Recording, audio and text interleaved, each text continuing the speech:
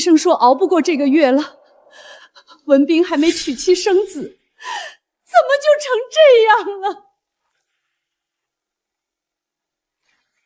那姑娘真要嫁进来？都谈好了，他家要钱和工作名额。说到底，都是苦命人。这是3000块钱彩礼，外加一张市钢铁厂的正式招工指标，给你小儿子用。没问题的话，人我明天去接走。周家老二听说已经不行了，这时候让我嫁进来，不就是冲喜吗？要是人没了，我就是周家的丧门星。嫁，今天留下都行，只要周厂长不嫌弃他是个哑巴，说啥都得嫁。大姐踏实肯干，我只是一个不讨喜的哑巴，用我这半条命换他宝贝儿子进城当工人的铁饭碗，太划算了。可没人知道，我不是不会说话，而是不能。乌鸦嘴，砸死你！耀祖，你别被蜜蜂咬了！啊！疼呀！你别乱动，太高了会摔下来的。娘，我疼！耀祖，我的耀祖！刚才说什么？他嘴邪，他一说耀祖就出事，他是灾星。怪物！我吴家怎么生出你这么个怪物？姐，我没有，我不是故意的。拿这张邪嘴打老师！我从小便拥有言灵的能力，我爹骂我是灾星，把我打到再也不敢在人前开口。多亏您费心了，我们老吴家能攀上周家这门亲戚，是几辈子修来的福气。死丫头，今天开始你就留在周家，要是敢跑，连累了你小弟的铁饭碗，老子带人进城打断你的腿，听到没有？哼！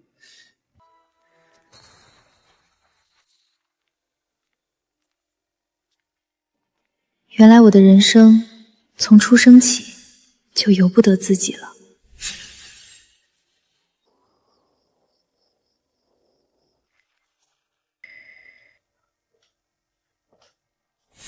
文轩，厂长和沈主任还在厂里开紧急会议，文斌又起不来床，这磕头和敬茶的过场，那些封建迷信的繁文缛节先免了。文斌还在昏迷，先让他跟我上楼吧。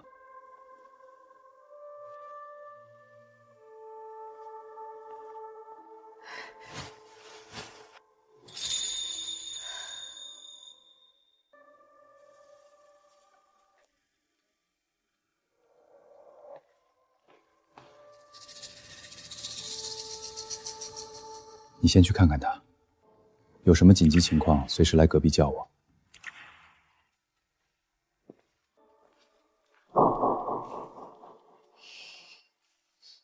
哟，来了个哑巴新娘，真可怜。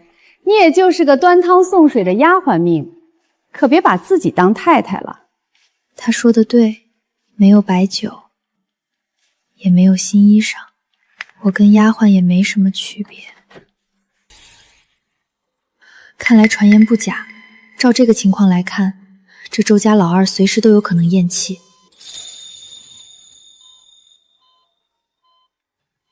您是吴小姐吧？来得正好。周科长刚醒，辛苦您帮忙照看了。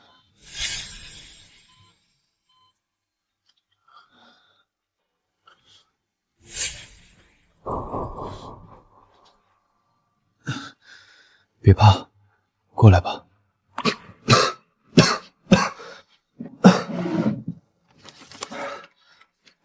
吴小姐，实在对不住，都是我爸妈情急之下胡乱做主，委屈你一个姑娘家被牵扯进来。这信封里有300块钱全国通用的粮票和现金，还有一张明天一早去南方的火车票。你今晚就找机会走，南下打工也好，做生意也罢，去过你自己该有的生活。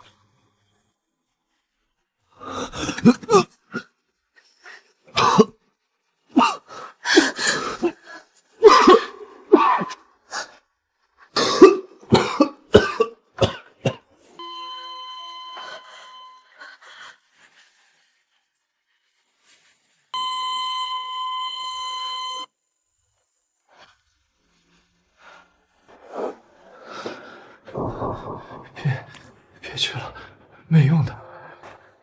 我这病，厂医院的主任都没办法了。他们进来，无非就是给我打2针强心剂，给我折腾醒。与其这样让我苟延残喘，不如让我安安静静的走。吴小姐，我知道你在怕什么，你怕我死在这个屋里头，怕我父母把这笔账算在你的头上，对不对？拿着吧，听我的话，快走！你一个外来的媳妇儿，守着我这个死人，以后的日子多难熬。你还这么年轻，不该把一辈子浪费在这儿。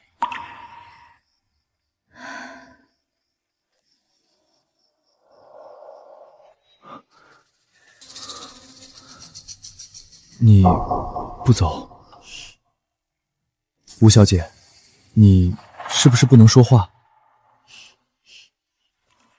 我懂了，难怪他们会把你送来。你身体不便，拿着钱在外面也生活不下去。是我考虑不周，你暂时拿不定主意没关系，有我在一天，就没人能欺负你。就算哪天我真的走了，我也会跟爸妈说好，以周家的名义收养你。先休息吧，我累了。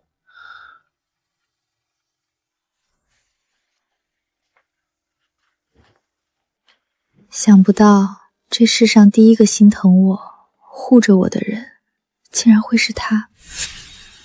周文斌，你会好起来的。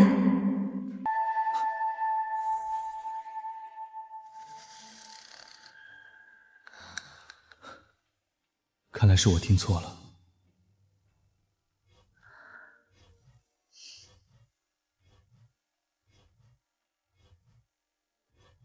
周文斌，有我在，你不会有事的。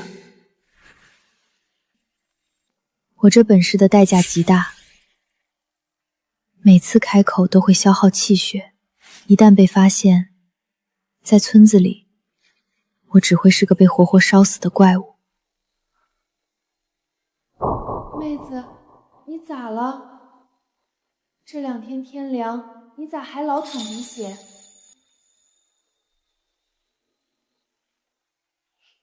行了，姐不问了。你伤了之后就说不了话了。身子本来就弱，别多想，好好躺着歇着。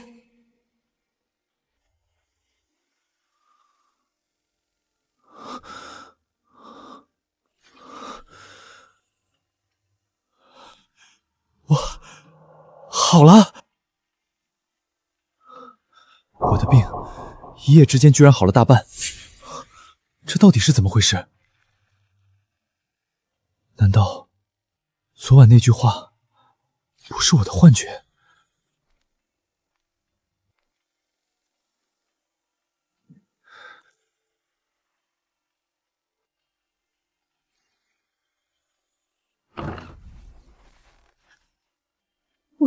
文斌，你能下地了！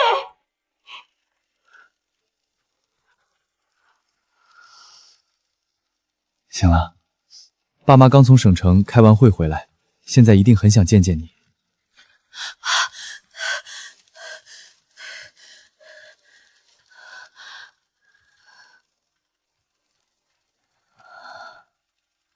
倩倩，你别怕，我跟你去。不管咋说，你现在进了周家的门，我不能让你一个人受欺负。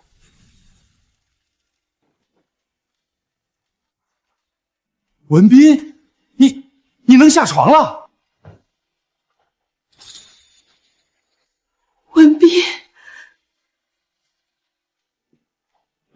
爸妈，你这孩子能下床也要好好躺着休息，快坐下。倩倩，过来。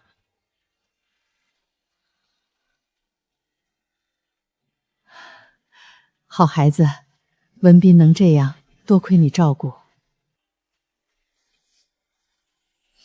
好，今天高兴，咱们一家人出去走走，给倩倩添几身衣裳。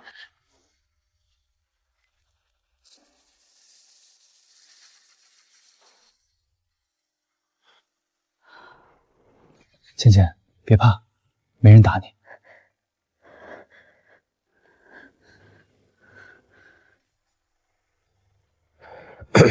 丫头，我嗓门大，吓着你了，不是冲你。在周家不兴打人，你放心。哎，还有2楼朝阳那间屋子收拾出来，给倩倩住。姑娘家总得有自己的房间。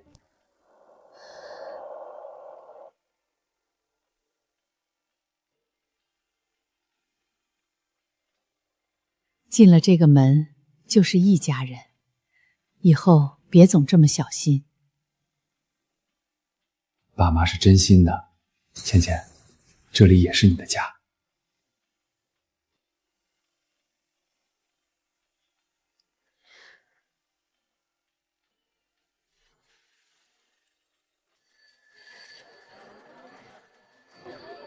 老张，来抽一根。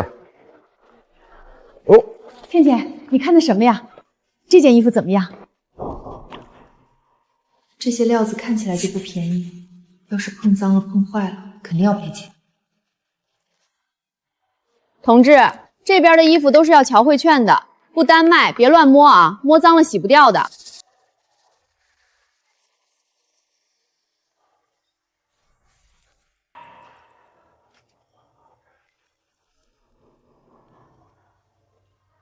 同志，这件裙子你看这些够不够？麻烦你受累，除了这一件，把这一排料子最软的和最新进的货，只要是适合我儿媳穿的尺码，都包起来吧。她刚嫁进来，得多备几身换洗的。哎呦，实在对不住，原来是领导家属，您稍等，我这就去全部拿下来给妹妹包好。这一沓票子在我家里可是顶1年的收入啊！妈给你的，你就安心收着。这衣服太好了，我真的能穿吗？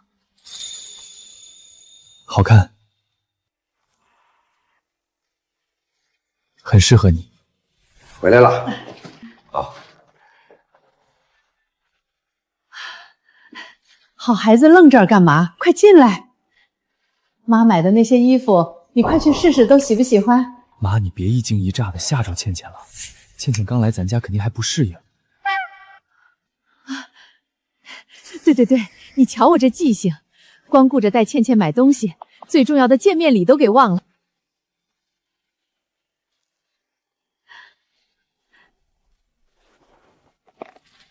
倩倩，这是我当年嫁给文斌他爸的时候，文斌他奶奶传给我的，现在妈把它送给你。拿着吧。我从来都不敢想自己能被人这样珍视。在村里头，好的东西永远都是给小弟的。没想到，我原以为是牢笼的周家，却给了我这样温暖的感觉。行了，一家人都别站着了，王妈上菜，咱们先吃饭。哎，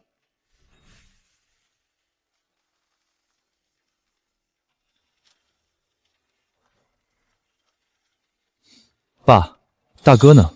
怎么不见人？外地分厂出了点急事儿，你大哥一早赶过去了。他要是知道你身体有起色，肯定高兴。倩倩，别拘着，当自己家一样，想吃什么就夹什么。在吴家，能吃饱就不错了。肉和鸡蛋从来不是给我和姐姐吃的。怎么只吃咸菜？来，吃肉，这块炖得烂。鱼刺少，适合你，多吃点，太瘦了。这块嫩，你尝尝。鸡蛋也吃点儿，小姑娘正是长身体的时候，不能亏着。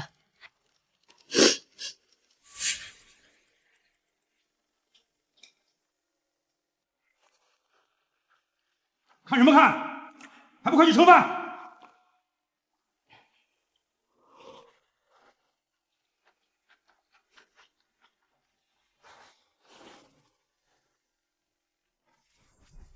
你个赔钱的哑巴，吃什么鸡蛋？那是给你弟弟长身体的。饿死鬼投胎的东西，再敢乱夹菜，老子打断你的手！原来被人夹菜是这种感觉。原来好吃的东西也可以放到我面前。怎么了？是不是太咸了？还是不合胃口？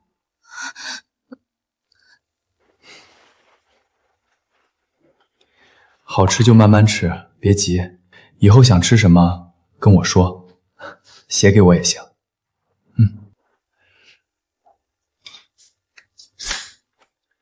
这个甜，吃完饭喝。这盘就放你跟前。文斌病着，吃不了多少，你替他多吃点儿。你要是真心疼他，就多给他夹点菜。这块不腻。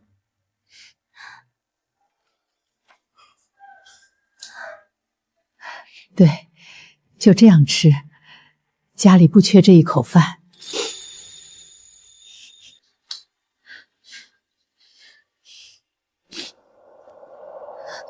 慢慢来。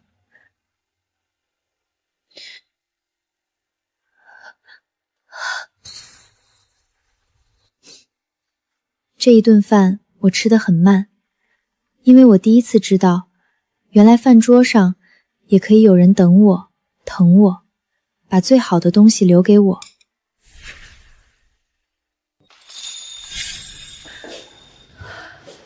倩倩，以后这里就是你的家，想哭就哭，想吃就吃，不用忍着。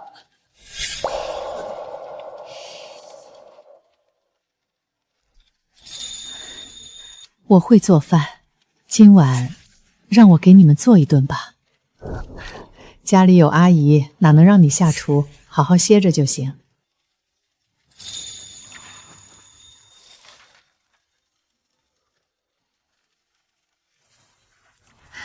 太辛苦了，你做文斌那份就好了。对对对，你刚嫁进来，别太辛苦了。那还是我有口福，晚上我可等着了。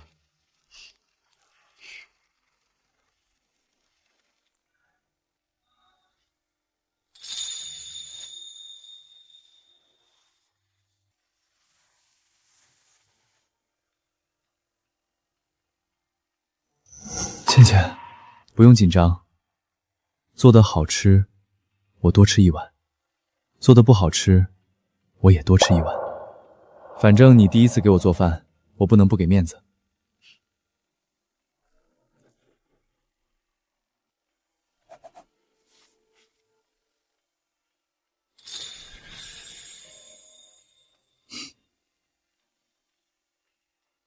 好，我信你。怎么办？我好像有点喜欢周文斌了。你看见没？这周家老二真能自己走路了。这乡下花3000块钱买来冲喜的村婆，怕不是真有点邪门的好运气？有个屁的好运气，不过就是个乡下哑巴。嘘，小声点。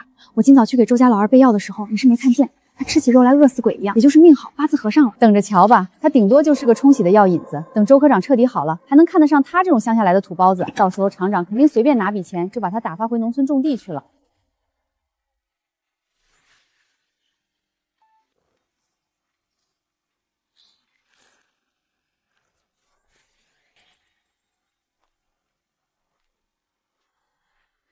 哟，吴小姐，您怎么到厨房来了？吴小姐要是饿了，我给您热2个窝头就行。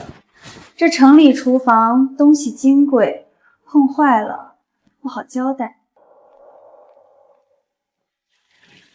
女人嫁进门，最要紧的是懂本分，别刚来2天就急着在婆家出风头。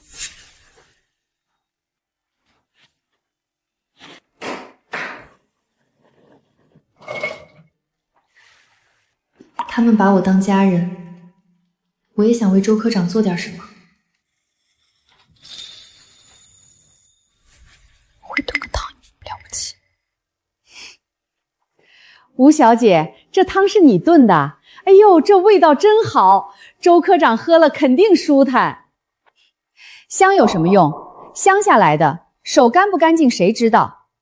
周科长什么身份，也敢随便喝他做的东西？就是。万一喝出问题，还不是赖到我们护工头上？女人在婆家，安分点才有好日子过。你这种乡下媳妇儿，能嫁进城里，是你祖上烧高香，连话都不会说。真以为周家人能喜欢你？又是这样。从前在吴家，他们说我不配吃好的；现在到了周家，他们又说我不配被人疼。你在说什么？周家请你们来是照顾病人，不是让你们教我儿媳妇怎么低头做人。沈主任，我不是那个意思，我就是怕他不懂规矩，弄坏厨房里的东西。他有没有规矩，我看得见。倒是你拿着周家的工钱，在周家的厨房里嚼舌根，这就是规矩。沈主任，我们错了，温小姐，对不起。倩倩，别怕，你愿意给文斌炖汤，妈高兴还来不及。这汤炖得很好，等文斌醒了，肯定喜欢。傻孩子，我还能让你在家里被人欺负吗？这是第一次有人告诉我，我也值得被尊重。别说他了，沈主任是真把他当儿媳妇护着。这个时候啊，要把盐放进去，味道才进得去。凭什么？我在别人家低声下气这么多年，谁把我当过人？他一个乡下哑巴，一进门就有人疼有人护。刘姐，走吧。急什么？他现在被捧得越高，摔下来就越难看。你想干什么？他不是爱给周科长炖汤吗？那就让这碗汤炖成他这辈子都洗不清的脏水。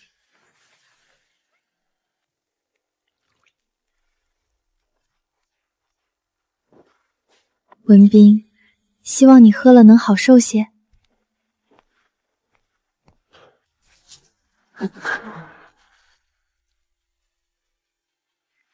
吴小姐，您还真敢端上去啊！周科长的饭药都归我管，你一个刚进门的乡下媳妇儿，凭什么越过我？你是不是觉得只要装得柔练点儿，周科长就会心疼你？你们这种女人最会靠一副可怜样哄男人。好啊，还敢跟我动手！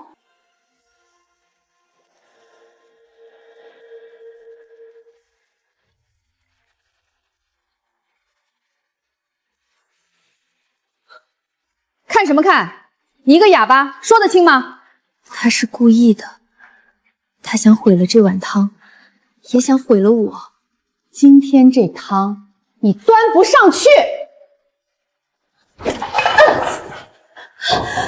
贱骨头，还护着？你以为护住一碗汤就能唬住你在周家的位置？住手！周科长，您误会了，我是怕他端来的东西不干净，我是在替您把关。我都看见了。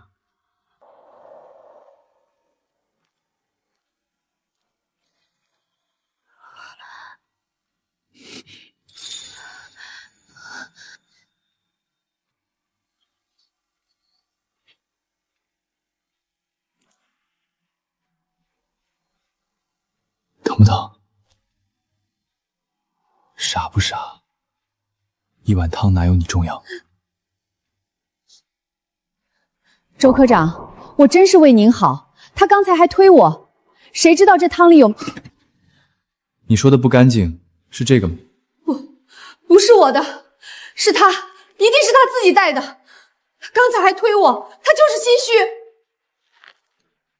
你是不是觉得他不会说话，就可以任你栽赃？他只是想给我炖汤而已。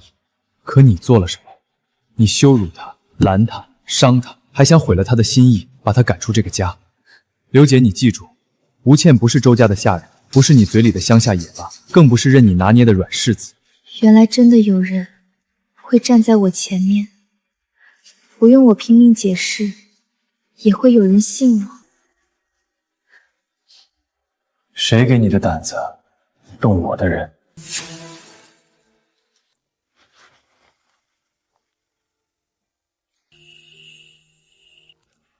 倩倩，烫着了吧？我带你去处理伤口。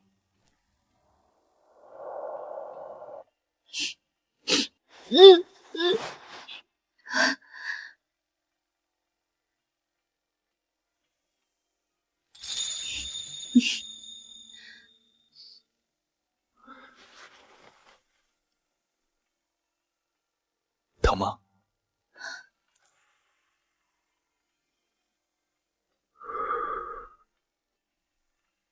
没想到他第一时间不是和他争执，而是带我来擦药。有这样细心的人，我更应该好好跟他过日子。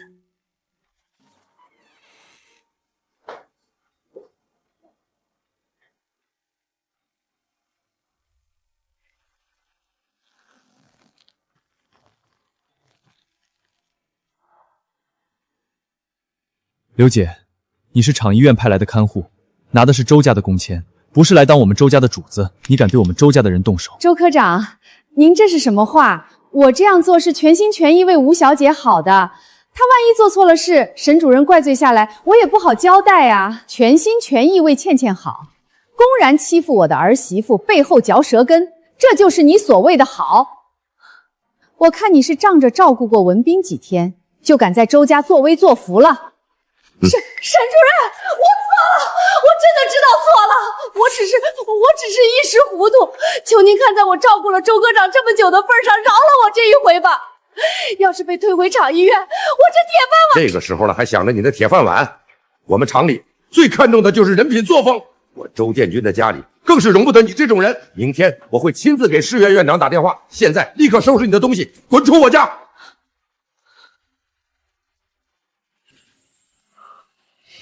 走，我们回房间。你亲手熬的汤快凉了。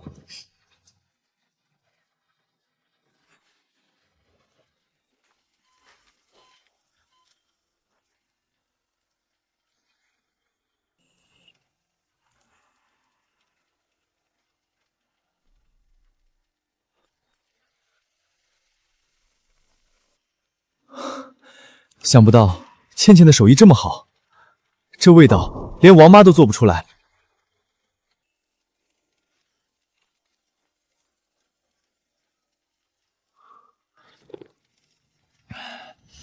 倩倩，这汤炖的火候真好，一点都不觉得油腻，这是我生病以来吃过最好吃的一顿饭。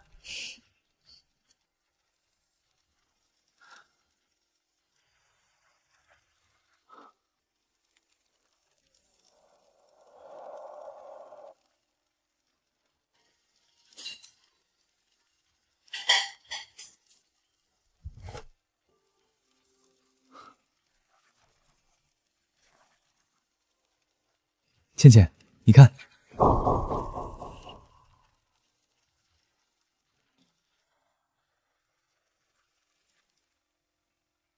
倩倩，你以前在村里上过学吗？在乡下，女娃娃哪有资格去上学？家里就算有钱，也只会供唯一的小弟去读书。村里女人的命运，好像只有干活和嫁人。倩倩，抬起头来。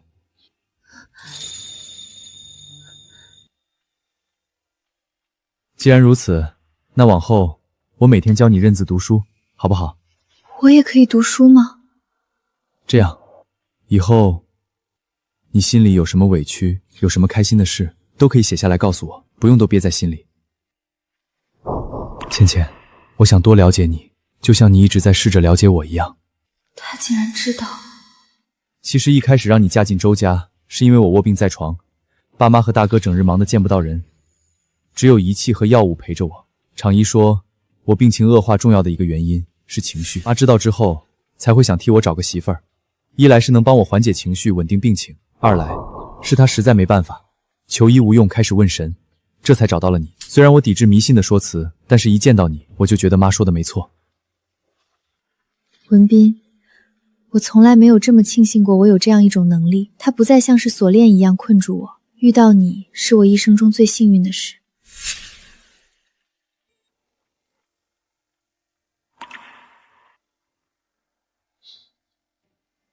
倩倩，你会写自己的名字吗？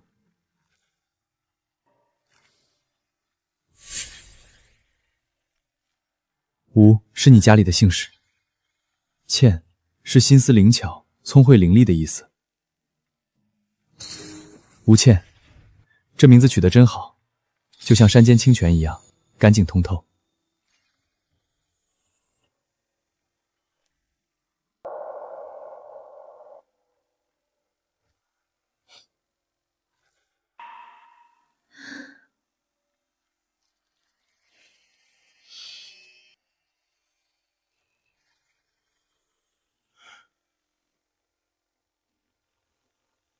请进。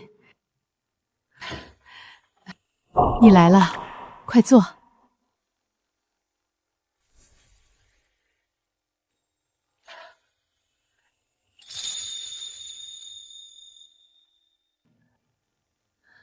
倩倩，打开看看。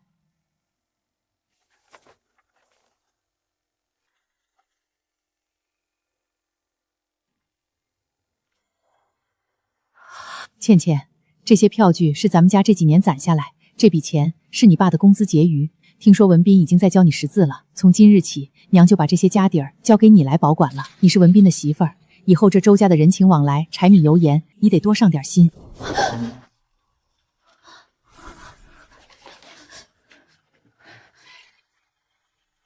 妈给你的，你就拿着。你这孩子，心眼实，性子又沉稳。这几天我看你照顾文斌的那份细致，比城里那些娇生惯养的大小姐强了100倍。咱家不缺这点钱，缺的是一个能安安稳稳持家的好媳妇。在吴家，爸和小弟都拿我当赔钱货，我连决定自己生死的权利都没有。而在这里，婆婆却把整个家都当成了我的底气，没有丝毫犹豫就交给了我。我一定不能辜负她。好孩子，其实今天找你来还有一件最重要的事。按咱们这边的老规矩，新媳妇过门3天是必须要回门的。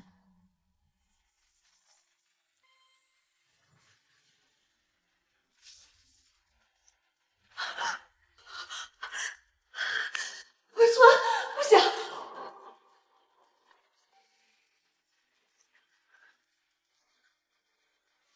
不用，我自己去。妈去，受委屈。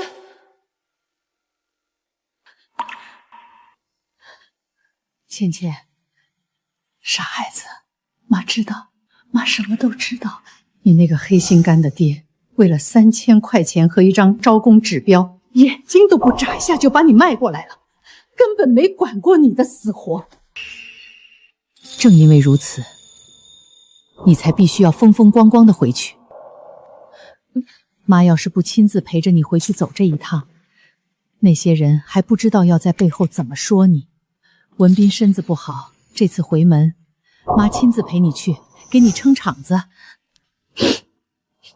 好孩子，别怕，天塌下来有妈给你顶着呢。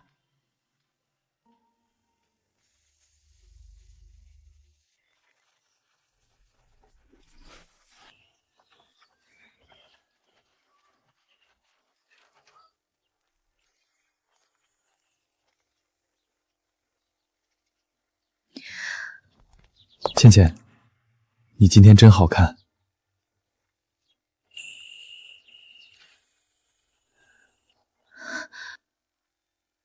你在家好好休息，我很快就回来。抱歉，倩倩，我这身子不争气，不能亲自陪你回门给你撑腰，你会不会怪我？没关系的，有妈陪着我，你只要好好的，比什么都强。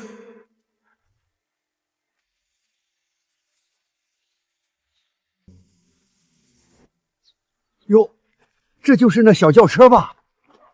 可不是嘛，听说城里干部才坐得起。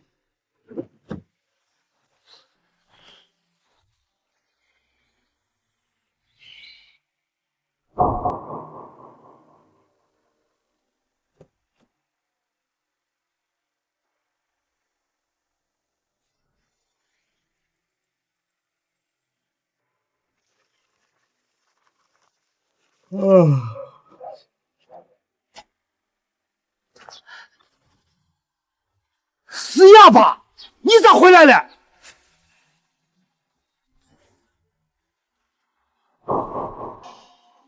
好啊，你个不守妇道的贱骨头，是不是被周家赶出门来了？你这死丫头，你要害死你小弟的铁饭碗啊！老子那天就警告过你，要死你就自己死在城里头，别回来连累你老子！不长记性，老子今天非打断你的腿不可！住手！看在倩倩的份上，我叫你一声亲家。我告诉你，倩倩是我周家的儿媳妇儿，是我沈秋萍的亲闺女。你敢动手试试？我的老天爷！老吴头，你快出来看看外面停了啥？我的个乖乖，2辆黑色的小轿车，还有1辆解放跑大卡车。那卡车上装的是崭新的自行车和缝纫机，这得多少钱啊？那是茅台酒和高级点心吧？老吴家这是祖坟冒青烟了啊！那哑巴丫头竟然真去城里当了阔太太，原来是亲家母啊！哎呦，误会，这都是天大的误会啊！我刚才那是教训院里的畜生呢，哪舍得打我这宝贝闺女啊！丫头啊，你这回来咋不提前说一声呢？爹好去割点肉，给你做顿好吃的。割肉？长这么大，就算家里有肉，我也连一口肉汤都没资格喝。现在倒是一副慈父的嘴脸，真让人恶心。小李，把车上的东西都搬进来。好嘞。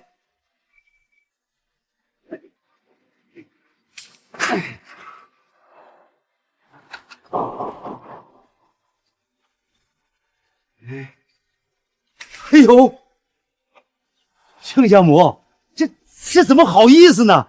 这也太破费了！我这丫头能嫁到你们家，真是我们老吴家修了8辈子的福气呀！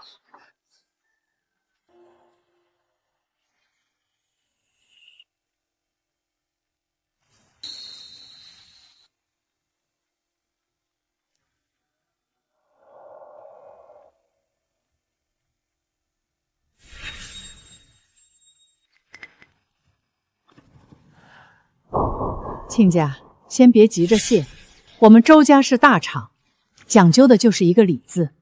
既然是回门，这些东西自然是一分不少的给你们的。是，有你们这样的亲家，我老吴这辈子就是跳进粪坑也值了。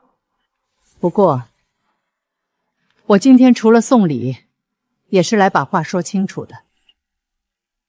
这3000块钱彩礼，一张是钢铁厂的正式招工指标，加上今天这满院子的回门礼，在咱们市里足够一家人安安稳稳过一辈子了。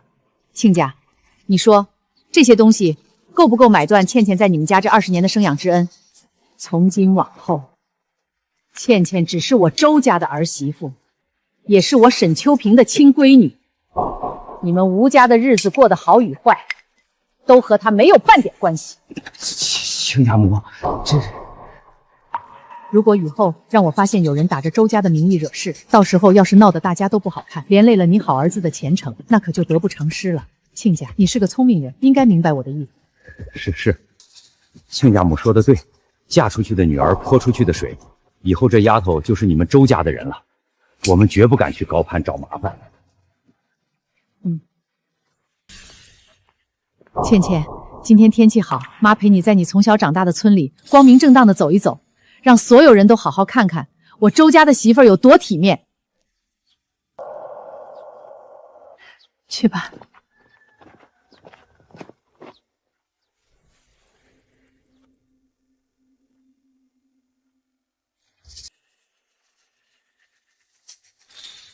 大姐，你对我的好，我都记在心里了。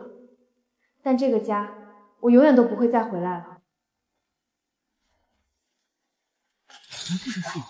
这是谁家的姑娘啊？乖乖，这身衣裳应该是市里的机器缝的吧？得花多少钱啊？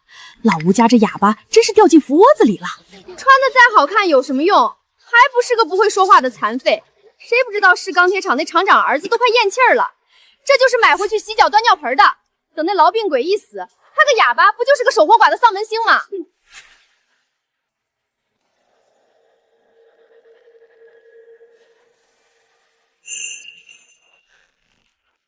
小丫头，饭可以乱吃，话可不能乱讲。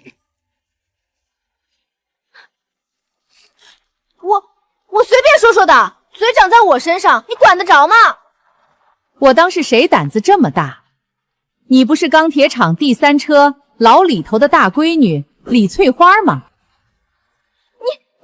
去年你考厂里纺织车间没考上，你爸正到处托关系送礼，想走我妇联的门路，把你塞进厂办食堂当个临时工。怎么，老李就是这么管你的？沈主任，我错了，是我错了，是我嘴贱，是我嫉妒吴倩穿得好，求你别断了我的路啊！各位乡亲们，吴倩是我周家明媒正娶的儿媳妇，往后谁要是敢在背后嚼她的舌根，那就是跟我周家作对，跟我沈秋平作对。走，倩倩，陪妈再逛逛。翠花，你这一下得罪了沈主任，别说你那食堂的临时工了，你爸的活儿估计都不保了，还不想办法找吴倩求求情？万一他念着都是村里人的旧情帮了你呢？有这倒闲话的功夫，不如把家里晾的粮食收一收，当心让黄鼠狼偷了去，饿死你们一群碎嘴子！哑巴女住村头，不会说，没眼柔，一朝抬轿出山沟。哑巴嫁进城里头，高墙院小楼楼，锦衣暖饭不用愁。小皮球，香蕉李，马莲开花21。倩倩，刚才在村里，妈看你一句话都没法反驳，只能默默受那些嫌弃。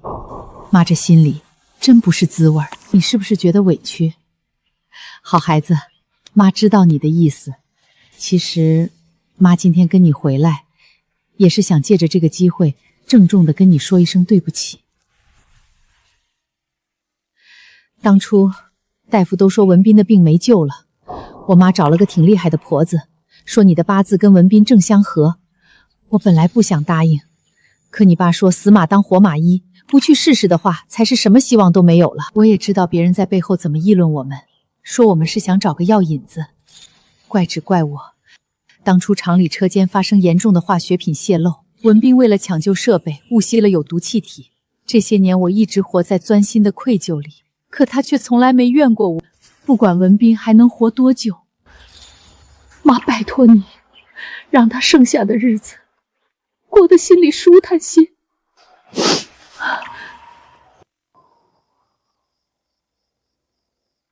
妈看得出来，你对他来说很不一般。自从你进门后，他不仅能下地走动了，连饭都能多吃小半碗。我和他爸已经很久没见过他这么轻松的样子了。去吧，咱们娘俩聊了这么久，文斌在楼上也该等急了。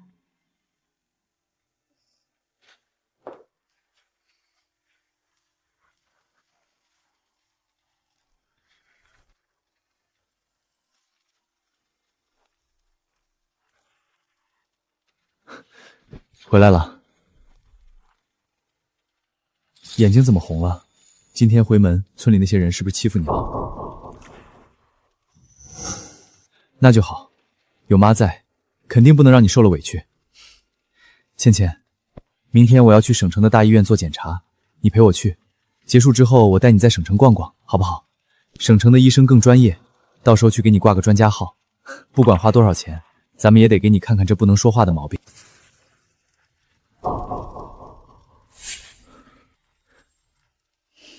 倩倩，你怎么了？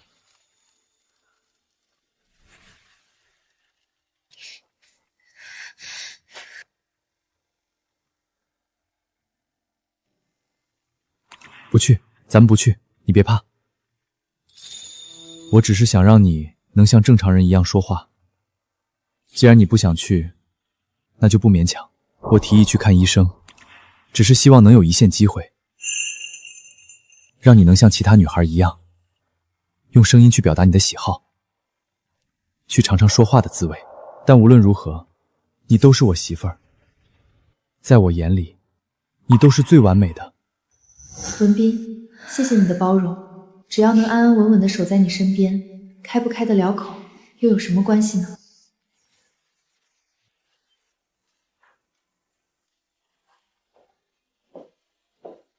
倩倩，快歇会儿，这灶台边上热气大，让王妈看着点火就行。妈托厂里采购科的人从上海带了一罐麦乳精回来，一会儿冲2杯，你和文斌一人喝1杯，好好补补身子。对了，倩倩，明天文斌上医院检查的事儿就拜托你了。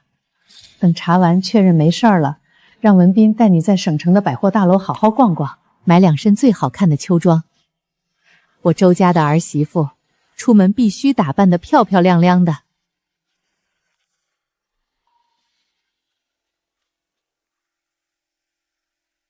这二床昨天还好好的，今天的指标怎么变得这么厉害？快别说了，手术室腾出来了吗？赶紧安排抢救。你这副表情好像下一个要去检查的是你一样，真可爱。之前每隔一段时间都要做，不都好好的吗？更何况你来了之后，我都能下地走路了。放心吧，不会有事的。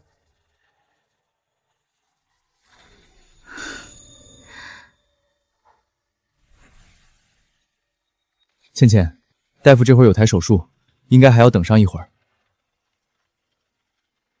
你坐这等我一下，我马上回来。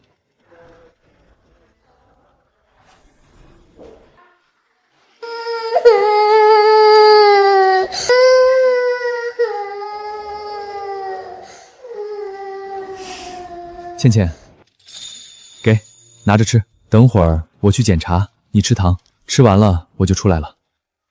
久等了，今天咱们先去拍个胸片，再去2楼抽个血，看看各项生化指标。您这恢复速度啊，简直堪称医学界的奇迹。估计等到过了这个冬天，您都能正常去厂里上班了。有劳张医生费心安排了，我能恢复的这么快，全靠我媳妇儿不分昼夜的照顾。这位就是嫂子啊，真是般配。我估计啊，照你这个恢复速度，没2年都能让厂长和沈主任抱个大胖孙子了。张大夫，可以安排检查了，我下午还要带我媳妇儿出趟门。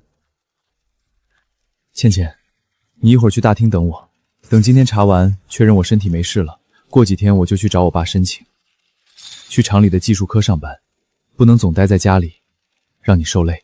我去了，放心，我心里有数，不会逞强的。等我赚了工资，我就带你去买最时髦的红灯牌收音机，买全城最好看的缺粮料子给你做裙子。等我放假了，我们就去市人民公园划船，去国营饭店吃你最喜欢的红烧肉。倩倩，等我。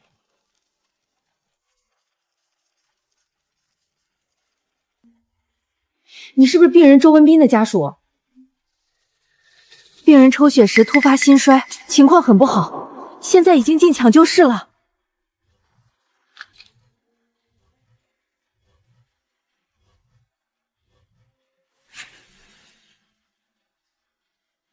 为什么会这样？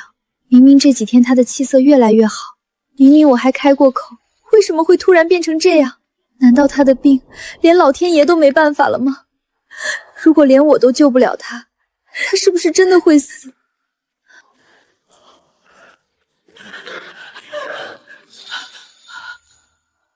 文斌，我的文斌怎么了？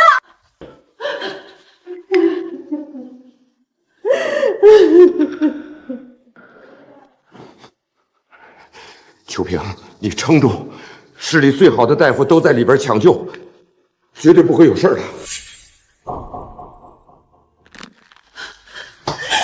倩倩，早上出门的时候，他明明还是好好的，还说查完要去逛百货大楼，怎么会突然变成这样啊？我的儿啊！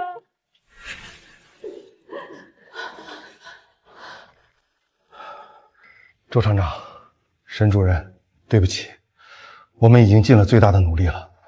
医生，我的儿子怎么样了？周先生这次突发的是急性的器官衰竭并发症，来势极其凶猛，根本不给人反应的时间。虽然经过这3个小时的抢救，勉强把命暂时保住了，但他现在已经陷入了深度的昏迷。好，命还在就好。医生，我儿子现在情况怎么样了？他现在全靠重症病房里的进口呼吸机在强行维持生命体征。如果今天夜里他还是醒不过来，你们家属就提前准备后事吧。建军，怎么办啊？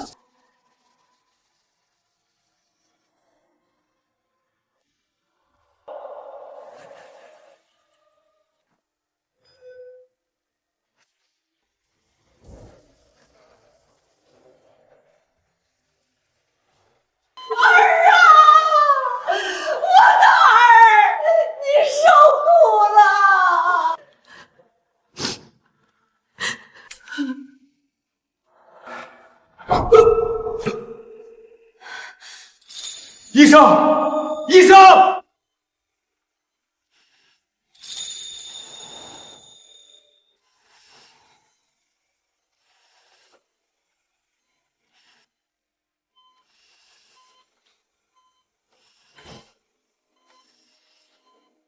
周文斌，你这个大骗子！你今天上午还握着我的手，信誓旦旦地说过要带我去买收音机，去公园划船。你怎么能食言？你怎么能就这么躺在这里，一句话都不跟我说？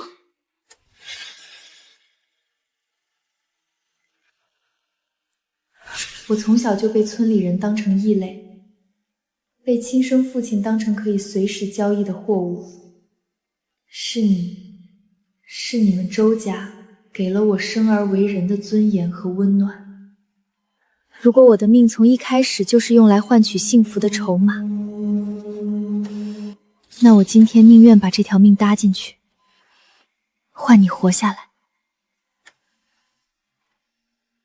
周文斌，你必须要健健康康的活下去。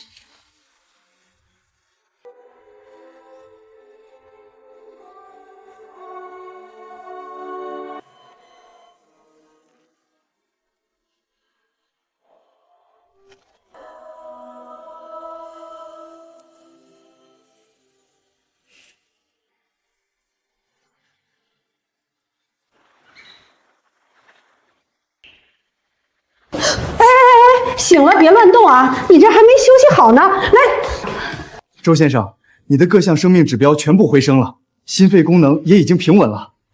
老天爷保佑，老祖宗显灵了，我的文斌挺过来了。爸，妈在，太好了，我儿真是福大命大。放心吧，儿子，倩倩没事儿。他昨晚有些伤心过度，晕倒了，医生安排他去休息了。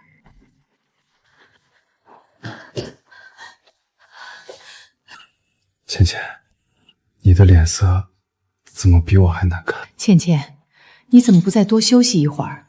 医生说……我没事，你醒了就好。倩倩，你会写安字吗？这个字念安，平安的安。宝盖头下面一个女字，意味着家里的女人平安，这个家就安稳。我最大的心愿就是你这辈子都能平平安安的，千万不要为了我受任何伤害。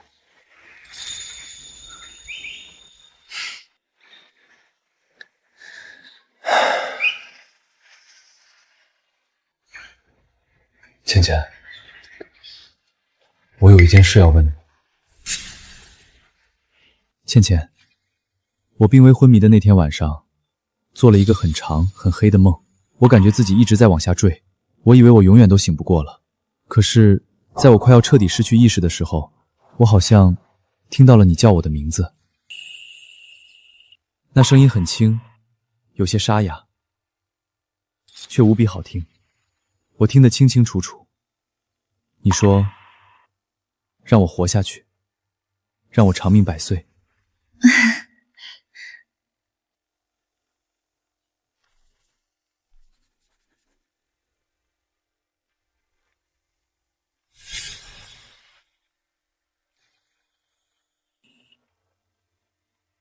又是我的幻觉吗？可是倩倩刚进门时我听到的那一次，没多久我就能奇迹般的下床了。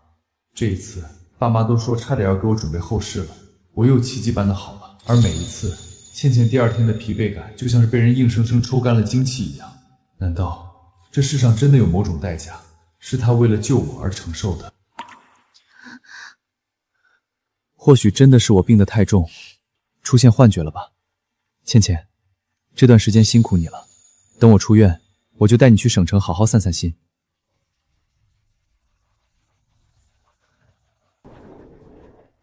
倩倩，这段时间谢谢你无微不至的照顾。今天我们可以在省城好好逛逛，省城的市区可比我们那里还要繁华。我们厂在省城还有几间铺子，除了带你玩，爸还吩咐我要顺便带你视察一下家里的产业。别怕，到时候你就知道了。我们倩倩1个月就能把字儿认全了，这股聪明劲儿当然得用在正道上。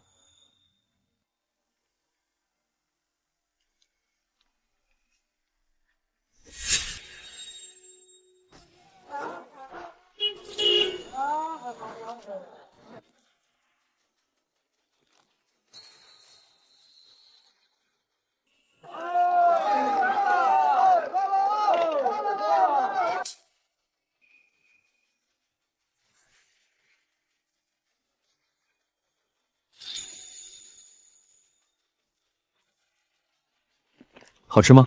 省城的东西就是比咱们市里花样多，以后只要你喜欢，我天天开车带你来省城买。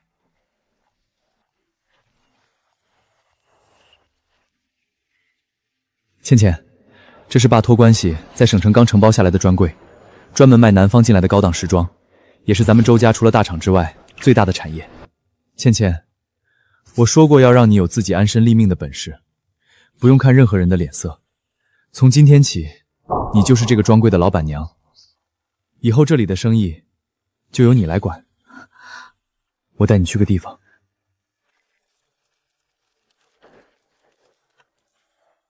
哎呦，周科长，您大病初愈，怎么不在家里多休养几天？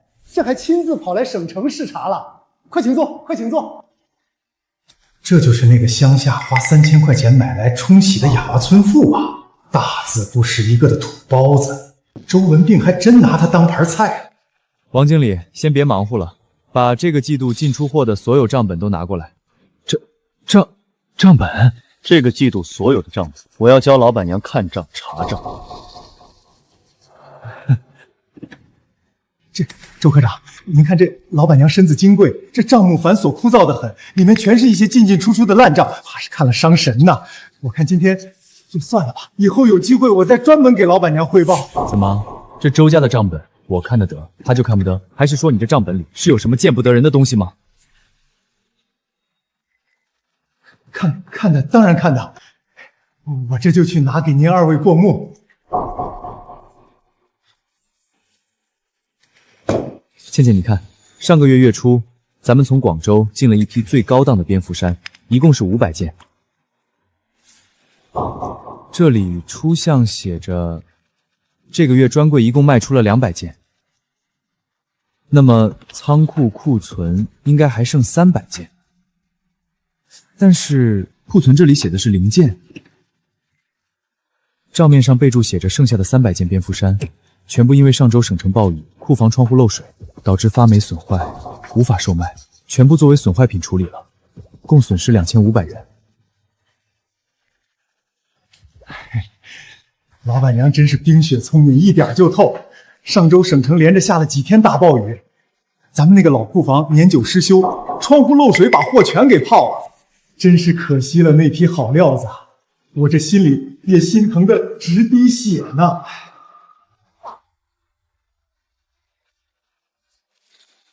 就算库房真的漏水，300件用塑料包装袋包着的高档衣服，怎么可能一件都抢救不出来？这账绝对是假的。王经理，就算下暴雨漏水，300件衣服的耗损，你当咱们库房是被特大洪水给冲走了吗？整整2500块钱的货到底去哪儿了？周科长，我错了，我一时糊涂，是我鬼迷心窍，勾结了外面的倒子，把那300件货偷偷倒卖了。求您二位高抬贵手，饶了我这次吧，我再也不敢了。小张，哎，来了，把王经理移交商场保卫科，立刻报警，查清所有赃款，追回损失，依法处置。这种吃里扒外的蛀虫，我们周家绝不录用。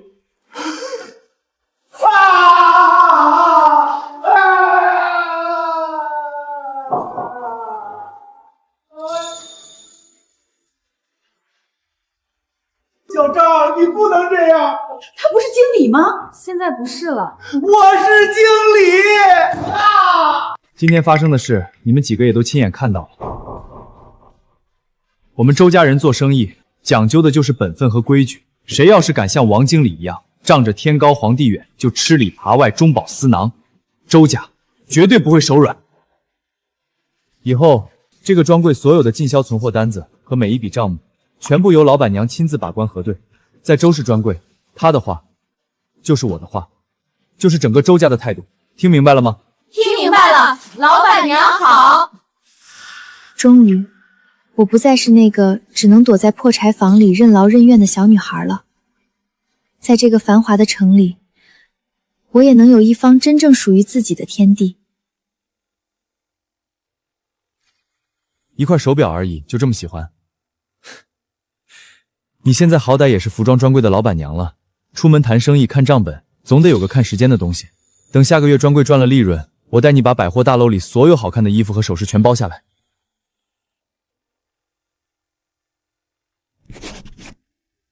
文斌，我喜欢的根本不是什么名贵的手表，而是你这份时刻把我放在心尖上，处处为我打算的心意。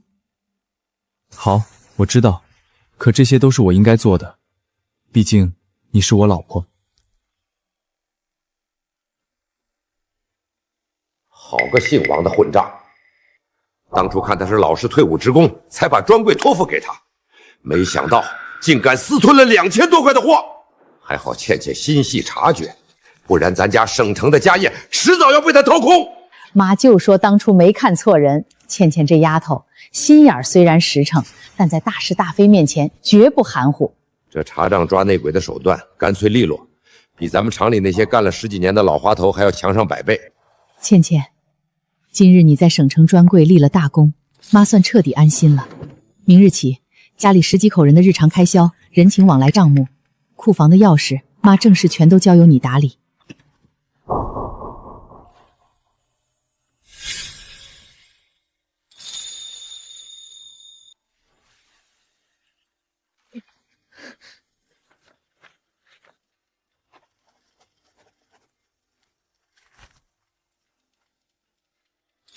傻孩子，谁一开始就什么都会？妈把账本交给你，不是让你一个人扛，是因为妈信你。你能一眼看穿省城店里的假账，就说明你心细眼明。家里的账比外头的账简单多了。倩倩，你妈说的对，不会认的字慢慢学，不会看的账慢慢看。这个家迟早要有人管，你是周家的儿媳妇，谁敢不服？让他直接来找我。倩倩，接下吧，复杂的字我每天晚上叫你认，账本我陪你一笔一笔对。你不是一个人。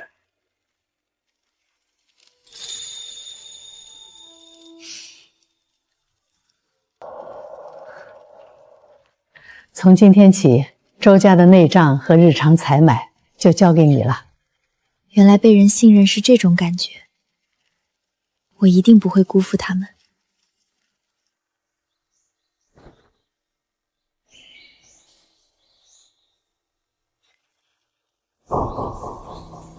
王妈，你是不知道，最近猪肉大涨价，1斤足足涨了2毛钱。还有厂长平时爱喝的茶叶，供销社也提价了，再加上油盐酱醋，这个月的采买费又超了。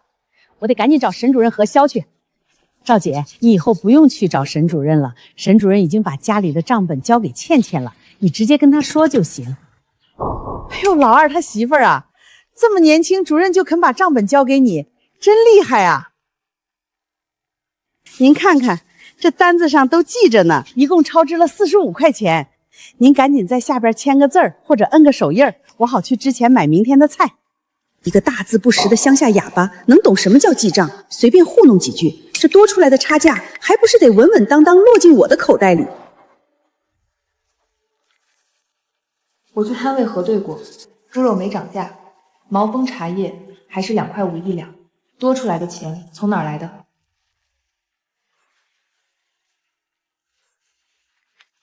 老二媳妇儿，你这话可不能乱说！我给周家送了这么多年货，没有功劳也有苦劳，你刚管家就拿我这个老人立威？赵姐，倩倩只是问你账，她这是问账吗？她这是往我脸上泼脏水！赵婶，倩倩这几日忙前忙后，的确去市场调研过，我相信你。倒是你，在周家干了这么多年，平时手脚不干净，我妈都是看在亲戚的份上睁一只眼闭一只眼。现在倩倩当家，她立的规矩就是我们周家的规矩。倩倩，你说该怎么处置？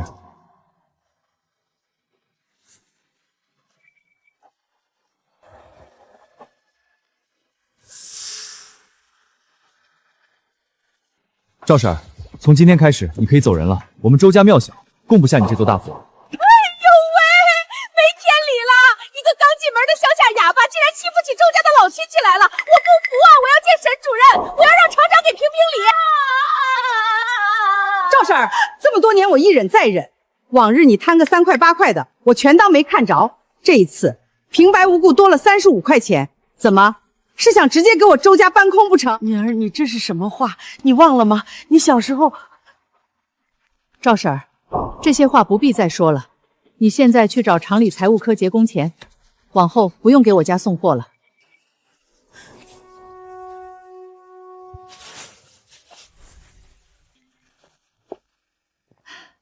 想不到我们倩倩刚来就能平了2笔烂账，查起账来这雷厉风行的劲儿，越来越有威风了。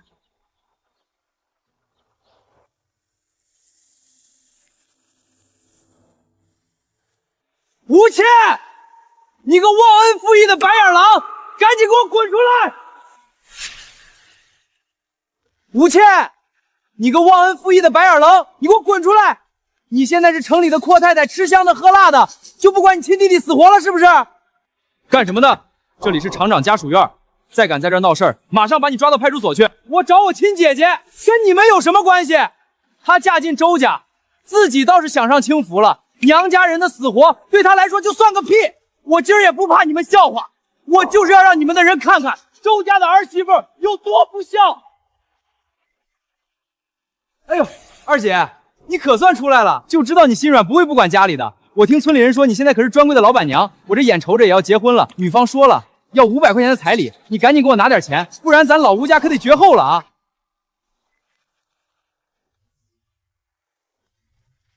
吴倩，你别给脸不要脸，要不是爹把你送进周家，你能有今天好日子？你个赔钱货，现在长本事了是不是？三大姐求你了，你就忍心看着咱家绝后吗？你要是不拿出这500块钱，爹会把我打死的。你忘了大姐以前是怎么护着你的了吗？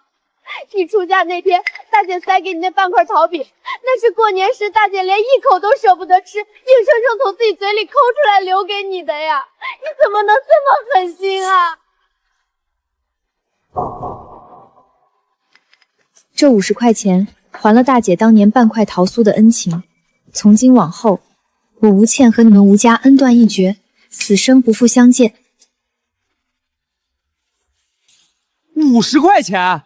你打发叫花子呢？周家那么有钱，你凭什么不给我掏彩礼钱？贱人！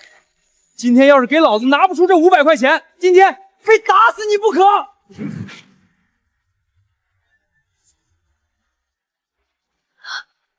哎呦，断了！姐夫，我可是你亲小舅子呀！在厂长家属院门口动我周文斌的妻子，我看你这只手是不想要。保卫科的人呢？妹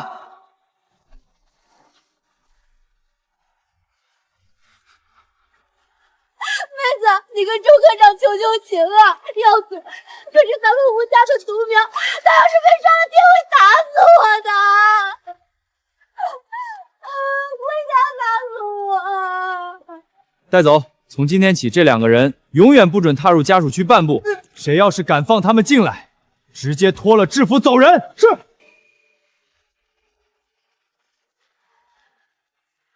吴倩，给钱！倩倩，我知道你大姐之前对你不错，但我觉得这份心意不该成为他们今天用来道德绑架、无底线滴血的筹码。我赶走他这件事儿，你不会怪我吧？周文斌，谢谢你，是你给了我彻底斩断那段梦魇的底气。从今天起，我的世界里再也没有吸血的吴家，只有你。别怕，以后天塌下来有我顶着。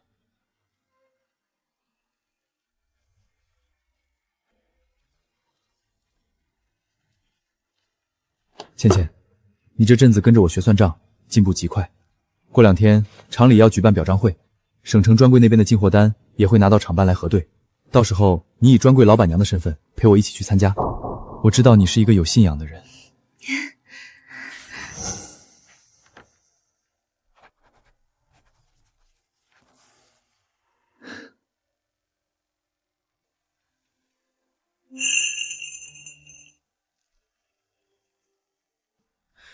你是我媳妇儿，是我见过最聪明的女人，怎么会丢人？我要让全场的人都知道我媳妇儿有多优秀。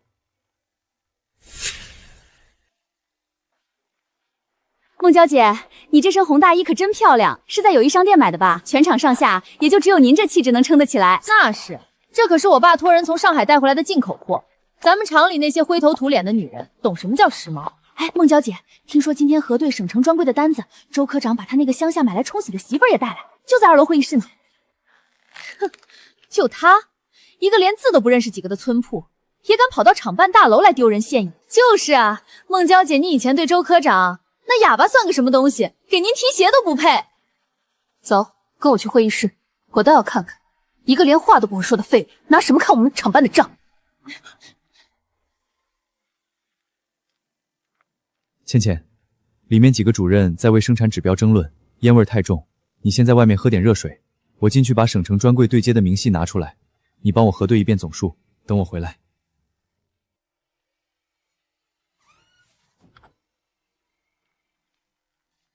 哟，这不是咱们周家的好儿媳吗？怎么一个人坐在外面啊？是不是里面开会，嫌你是个什么都不懂的文盲，把你赶出来了？哑巴就是哑巴，不会说话，连基本的礼貌都不懂。你以为穿着好衣裳就能装城里人啦？我告诉你，野鸡就算飞上枝头，骨子里还是臭水沟里的泥腿子。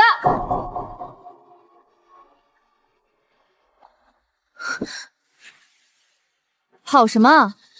既然来了厂办大楼，就别装哑巴躲清闲。这里有一张特级布料进货单，你不是会看账吗？你给大家算算，这进价总和对不对？要是看不懂，也简单，你当着大家的面承认自己就是个废物，我就放你走。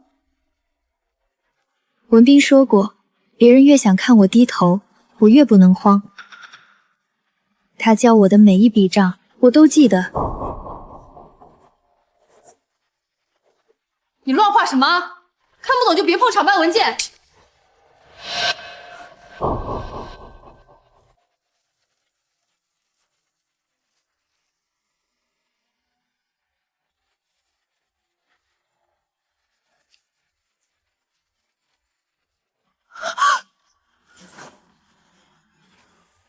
1800，这可不是小数。不会吧？厂办的单子能出这么大错？人家哪是文盲，一眼就看出来。我没有，我不是故意的。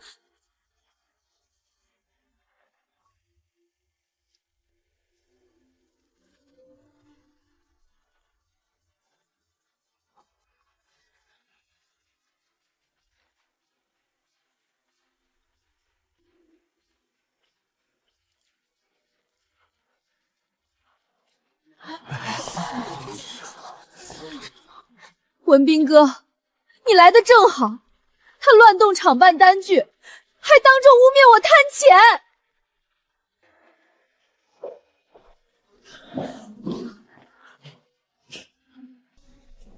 怕吗？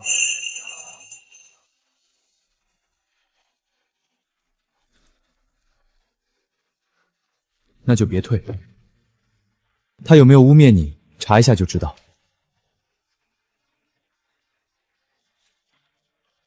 王主任，麻烦您当众核一遍。文斌哥，你宁愿信他，也不信我？我信事实。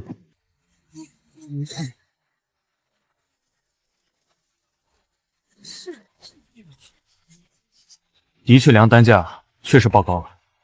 第二行汇总也确实少进了一个10位。第二行汇总也确实少进了一个10位。真算错了，1800啊，快顶普通工人好几年工资了。人家哪是文盲，一眼就看出来。我不是故意的，我昨天加班太晚，一时眼花才错了。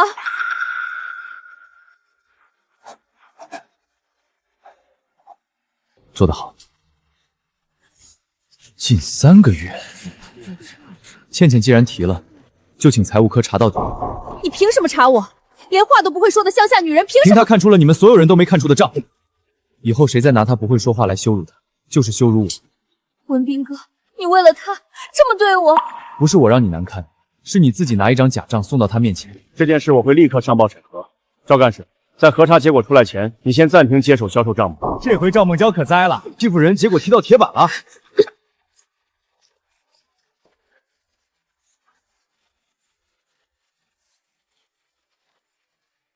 刚才做得很好。我说过，你不会给我丢脸。走吧，老板娘，里面还有账等你看。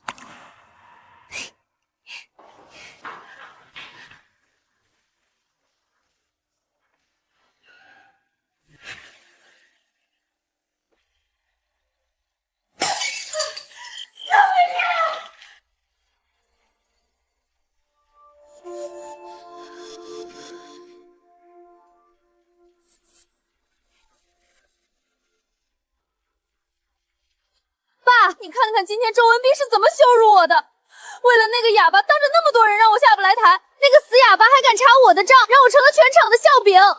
行了，哭哭啼啼像什么样子？这笔账我记下了。周氏父子最近查账紧，看来是要断咱们的财路。那难道就这么算了吗？我不甘心。算？怎么可能？孟娇，你忘了后天是什么日子了？建厂30周年大庆，那种场合可不是一个从农村出来的哑巴能应付的，连话都不会说。到时候你找机会带着市领导去敬敬，只要他一露馅，我看这姓周的以后还怎么抬得起头。对，我要让他在全城的大领导面前彻底原形毕露，我要让周文斌后悔娶了这个丢人现眼的废物。对，我要让他在全城的大领导面前彻底原形毕露，我要让周文斌后悔娶了这个丢人现眼的废物。后天的厂庆晚会，市里的大领导都在，我去那种场合，真的不会给文斌和爸妈丢脸吗？万一别人问我话，我……倩倩，在想什么？是不是在担心后天的晚会？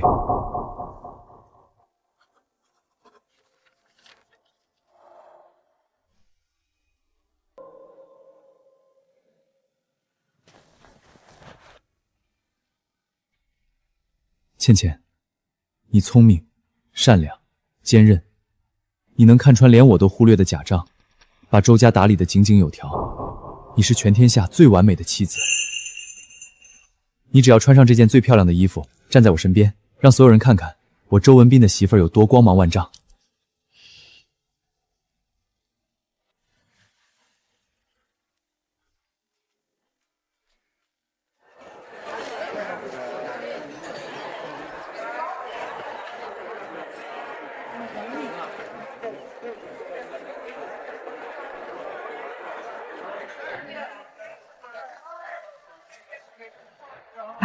这都开场了，周文斌还没带那个哑巴出现，该不会是那村妇躲在家里不敢见人了吧？放心，周文斌他刚复职不久，再加上那个哑巴正是要出风头的时候，他不会不来的。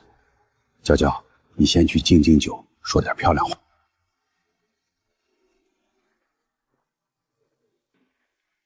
王局长，我是厂办销售干事赵梦娇，祝您身体健康，也祝咱们钢铁厂越来越好。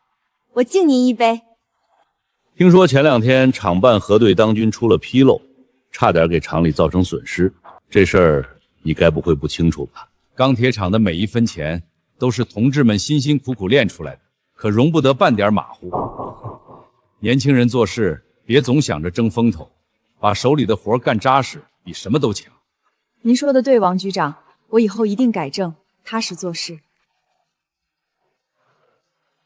死哑巴，都是因为你，我非要让你出尽洋相不可。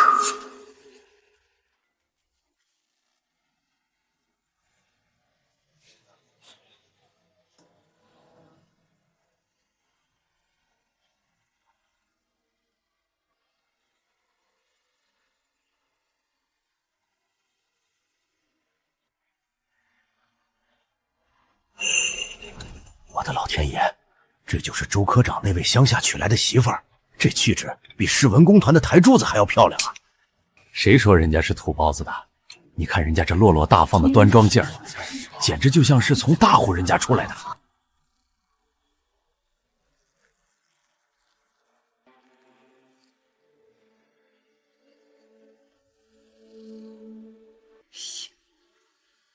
平时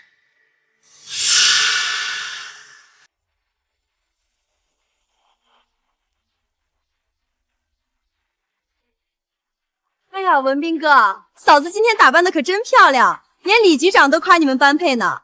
嫂子，李局长可是咱们市里的大领导，你既然是省城专柜的老板娘，还不赶紧亲自敬李局长一杯，感谢一下领导的栽培？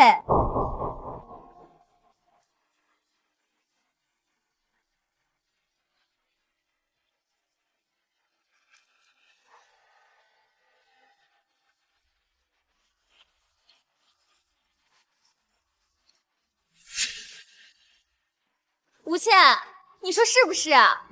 这不是小北斋的店。想看我当众出洋相，赵梦娇，你算盘打错了。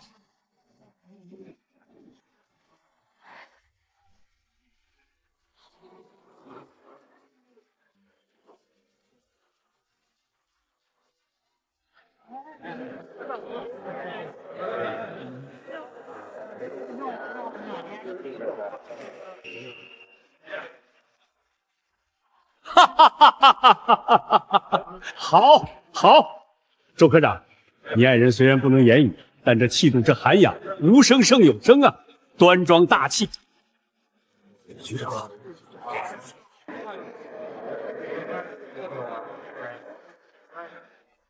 下面有请本次场庆杰出技术创新标兵获得者，技术科副科长周文斌同志上台领奖并发表感言。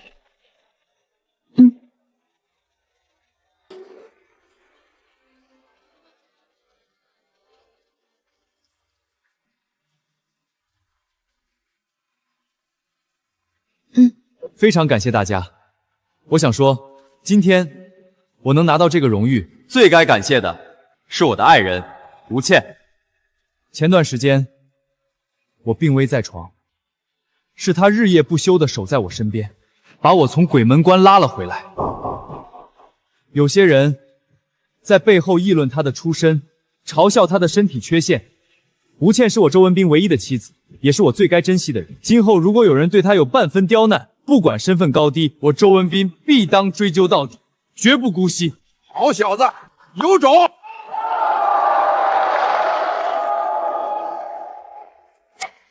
所有人都认为我上不了台面，只有他把我当成稀世珍宝，给足了我尊重、体面和安全感。谢谢你。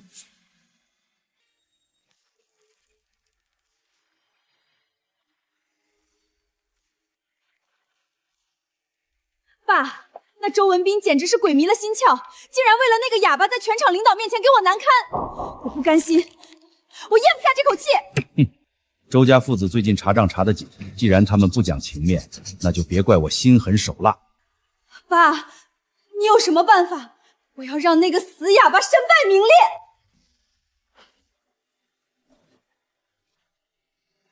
近几年盗窃国家公款、贪污投机倒绑，那可是要吃枪子的重罪。明天一早，周文斌不在专柜，你带人去省城，我会让保卫科的王干事直接带人去突击查账，人赃并获，咱们那些烂账全都能平。好，好，我要亲自去，我要让全城的人都看看，周家娶的不仅是个哑巴，还是个贼。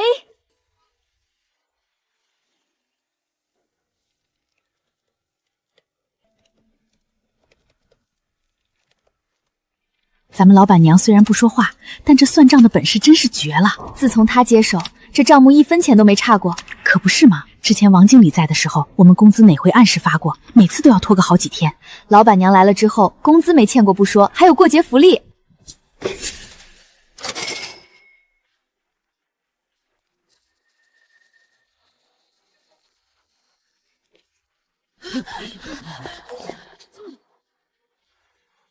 就是他，把门给我封死，谁也不许出去。都别慌，配合调查。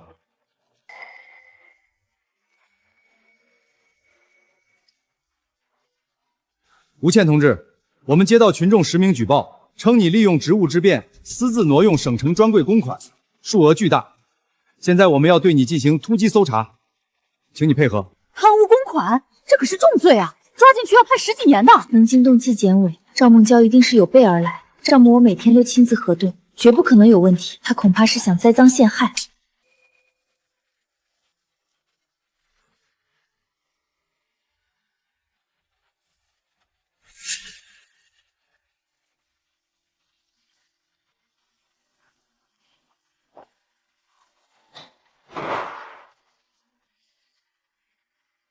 刘干事，就是他。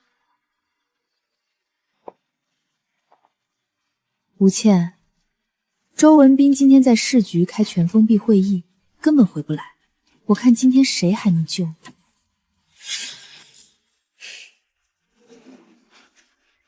刘干事找到了，在他的抽屉暗盒里发现了一本巨额存折。开户名确实是吴倩，上面的金额足足有4800块钱。吴倩，这笔钱刚好是上一任王经理负责时对不上的那笔账面亏空，你还有什么好解释的？大家看看啊，这就是周家娶的好媳妇儿，监守自盗，偷窃店内财产，她就是一个不要脸的贪污犯。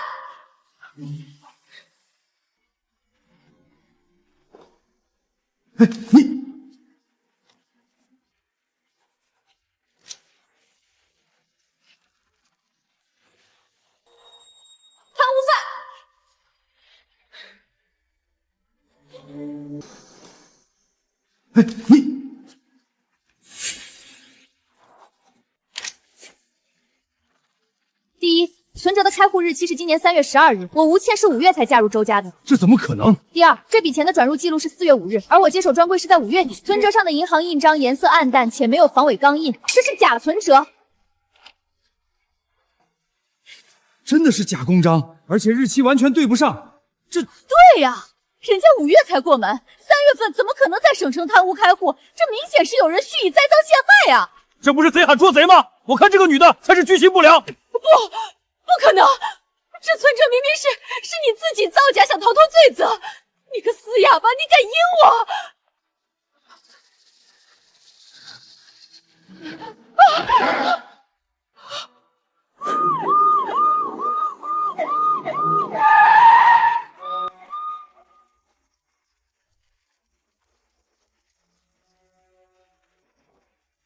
把哥哥出口封死，今天谁也别想跑。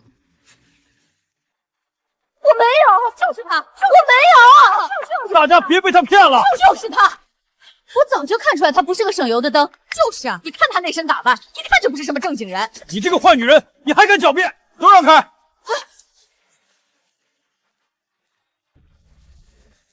赵梦娇，你这招贼喊捉贼的把戏玩的可真是炉火纯青。我只是在市里开会，不是死了。我说过，今后如果有人对我夫人有半分刁难，不管身份高低，我周文便必当追究到底。文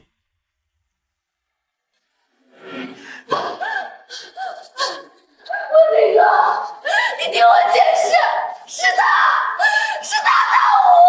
住口！你个丧心病狂的毒妇！赵梦娇，铁证面前你还想狡辩？赵梦娇同志，我们市局经济侦查科已经掌握了确凿证据，你父亲赵副厂长伙同前任王经理，在过去2年内利用职务之便，大肆挪用贪污常署专柜高达数万元。今天早上，赵副厂长已经在厂长办公室被纪委和公安当场双规批捕了。赵副厂长也被抓了，他没有料到今天不只是赵梦娇一个人被收网，而你涉嫌协助转移赃款，并试图伪造假证，栽赃陷害职工吴倩同志。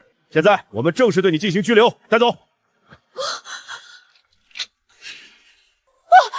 不要做了，嫂子，倩倩，我错了，你大人有大量，你让文斌哥跟叔叔说说，放过我吧，我给你磕头了。放开我！你们放开我！放开我！你们放开我！倩倩，好样的！泰山崩于前而色不变，这才是我们周家人的气魄。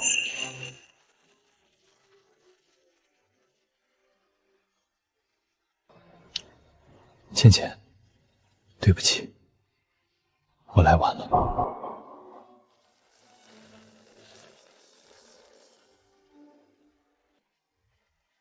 倩倩，今天真是让你受了天大的委屈。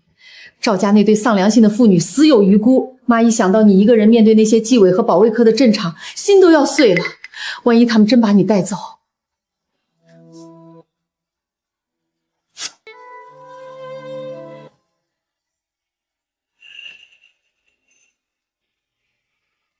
哈哈哈哈哈！好一个腰杆子就是直的，不愧是我们老周家的媳妇儿。倩倩，老赵在厂里作威作福，贪污这么多年，一直是个毒瘤。今天你不仅用自己的聪明才智自证了清白，还帮咱们厂除了一大害，把敬你一杯。倩倩，你刚进门时，妈只盼着你能给文斌做个伴儿，可现在妈才知道，你不仅是文斌的救命恩人，更是我们这个家的顶梁柱。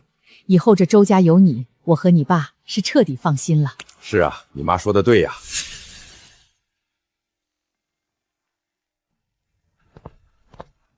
头发湿的，别着凉了。老婆，今天你一个人被困在专柜里，面对那些人的时候，真的不害怕吗？前的我肯定会怕，因为我一无所有，但现在不怕了，因为我有你，有我们的家。所以你是为了我，才会变得这么强大的。我也是，我也愿意用我的一切来守护我们这个家。倩倩，你记住，我不需要你用一切来守护我，我只要你每天开开心心、安安稳稳地待在我身边，那些风风雨雨，由我来替你挡。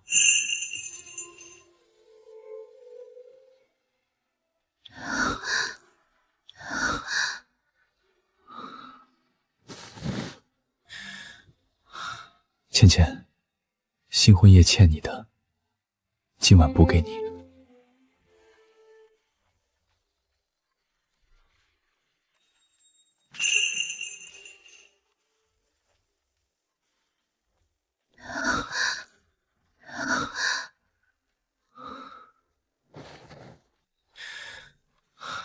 倩倩，新婚夜欠你的，今晚补给你。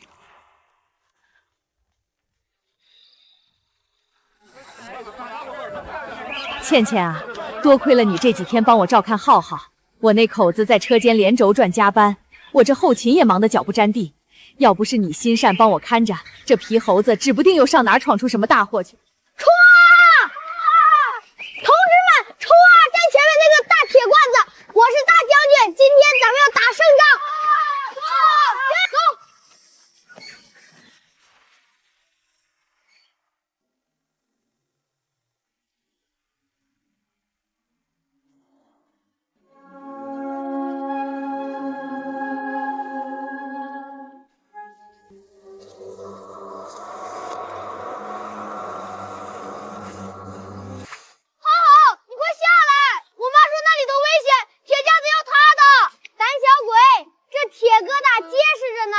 你看我站得多高，我能看到全场的烟囱。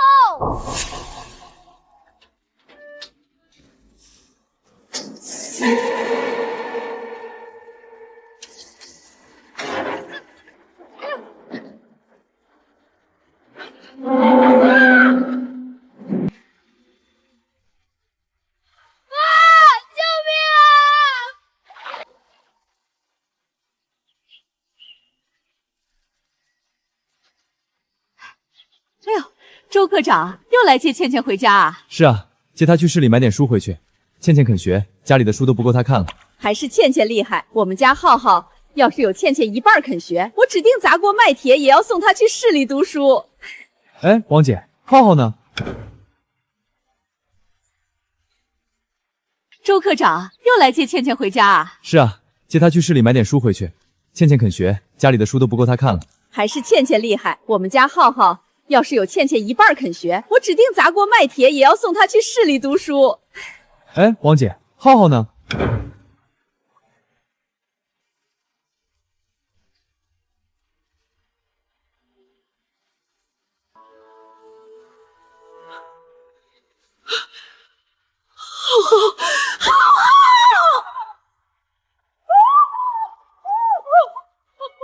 王姐，你先别急，这地方不大，浩浩个子小，跑不了多远的。我和倩倩一起帮你找。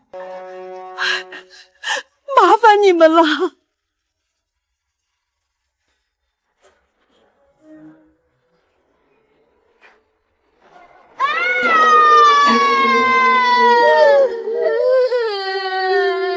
浩浩，别挤了！地图呢？我这儿。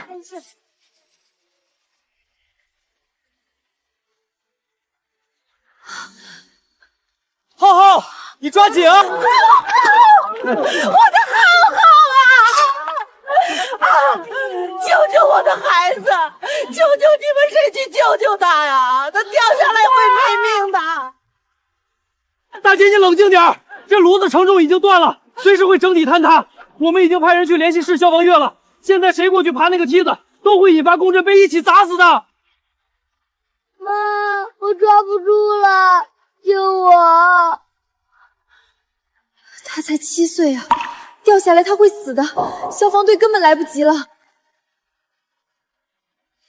就算有代价，我也绝不能眼睁睁看着一条活生生的命死在我面前。他为什么要捂住我的嘴？他难道知道了？他知道了我会说话。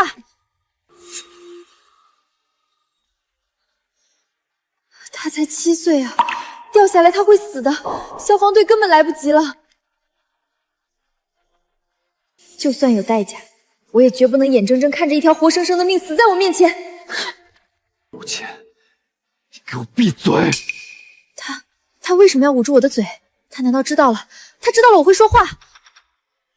人命关天，但我绝不准你拿命去舔。我是个男人，是厂里的干部，这种事轮不到你一个女人来扛。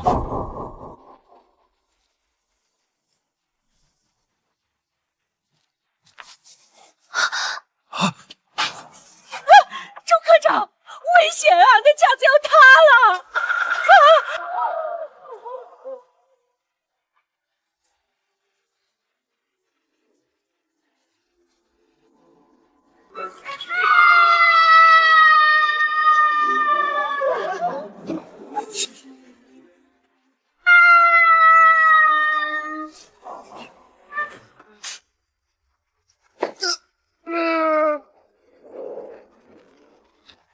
浩浩，抓紧叔叔，千万别往下看。他猜到了我的秘密，他为了阻止我开口，竟然宁愿自己豁出性命去救人。周文斌，你不能有事，你千万不能有事！同志，撑住，我们马上救人。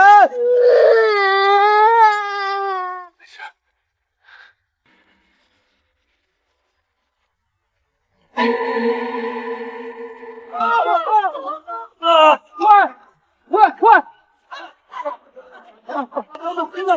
按住！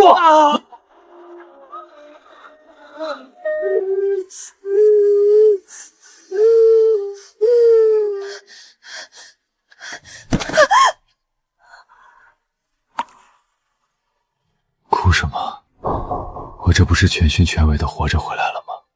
倩倩，记住我刚才的话，以后不管发生多大的事，即便是人命关天的事，有我这个爷们儿顶着，我不准你为了任何人犯傻。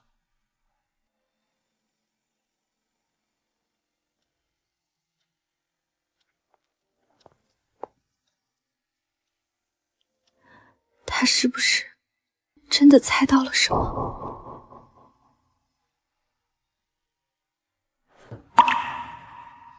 别哭了，再哭眼睛就肿成核桃了。脱臼而已，张大夫说我年轻底子好，养个把月就能生龙活虎了。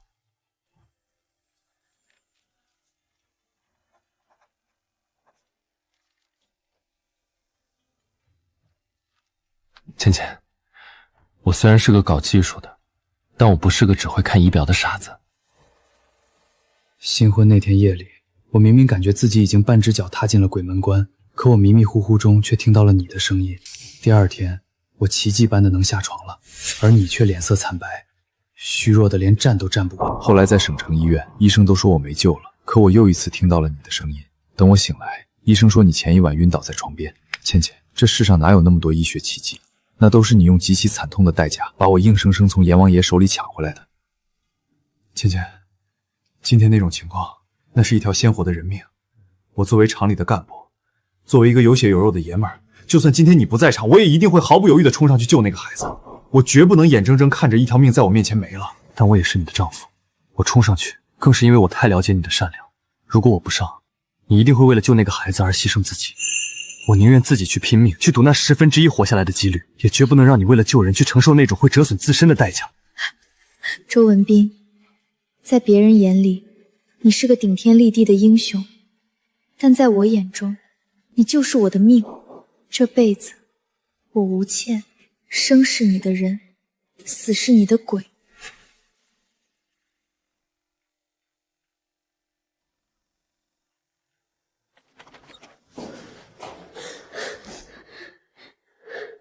周科长，倩倩，你们是我们家浩浩的大恩人啊！要不是周科长昨天不顾性命冲上去，浩浩昨天就摔成肉泥了。这救命之恩，我们全家做牛做马也报答不完啊！谢谢周叔叔，谢谢周叔救我。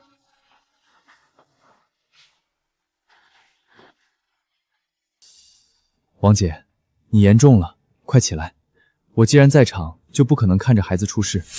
浩浩没事就好，以后千万要看好孩子。厂区那些废旧设备，千万不能再让他去了。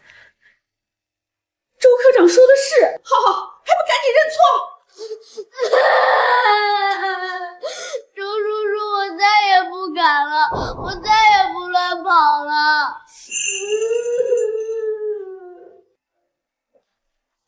周科长，你好好休息，我和浩浩就先不打扰了，明天我再过来。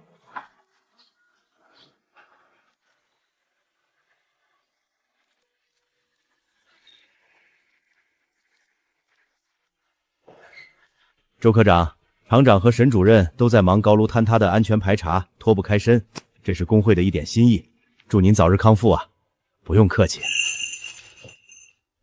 厂里发生这种大事，爸妈忙得脚打后脑勺，除了红星三产服务社的季度物料报表，这医院里迎来送往的人情账目也全交给了我，我一定不能出错，不能丢了周家的脸面。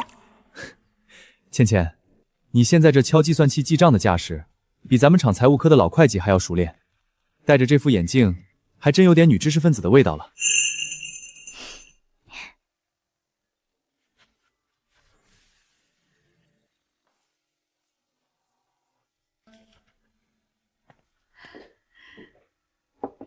倩倩，自从您帮着管这些单子，沈主任这几天可是轻松多了，逢人就夸您是咱们周家的大功臣呐。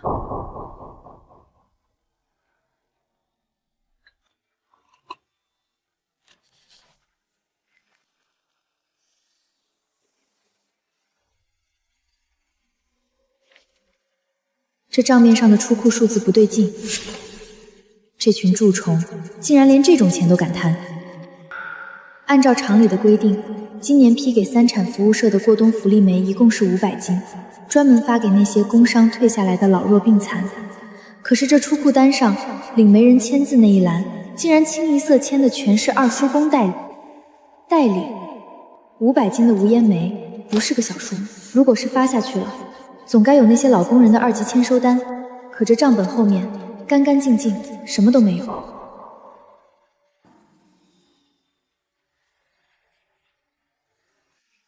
倩倩，你是怀疑？哎呦，这大冷天的，要是没烧，那些老胳膊老腿的怎么熬得过啊？我这就去问。要是没烧，那些老胳膊老腿的怎么熬得过啊？我这就去问。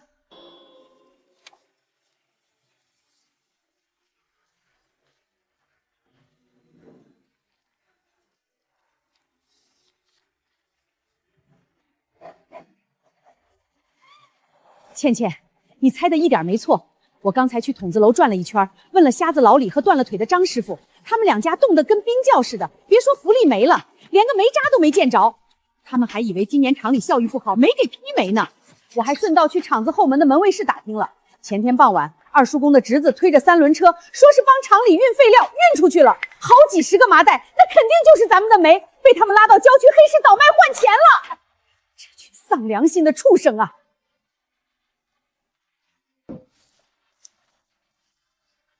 吸周家的血就算了，竟然敢拿老工人的命去换钱，周家容不下这种败类。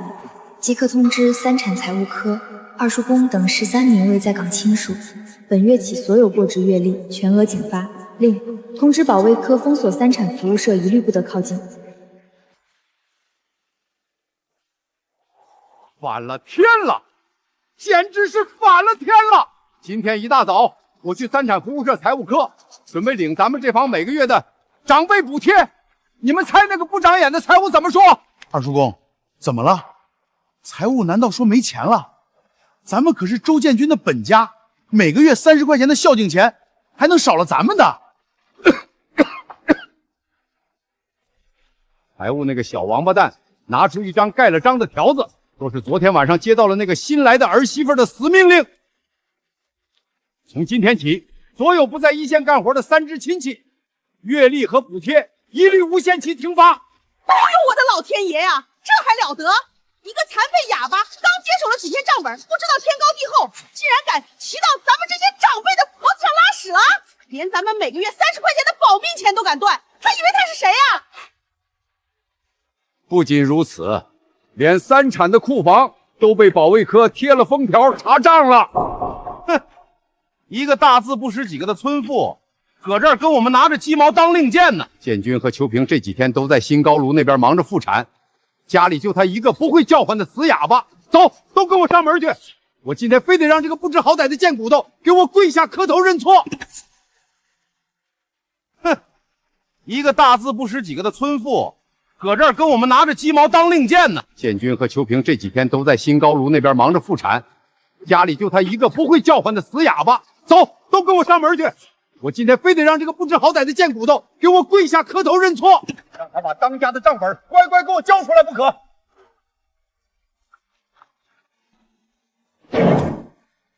周文斌呢？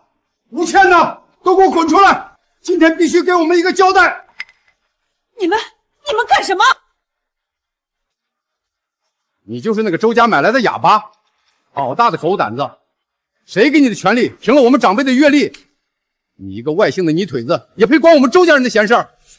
赶紧把账本给我交出来，滚回你的乡下猪圈去！就是，赶紧把我们的钱补齐，要不然我们今天就把你赶出周家大门。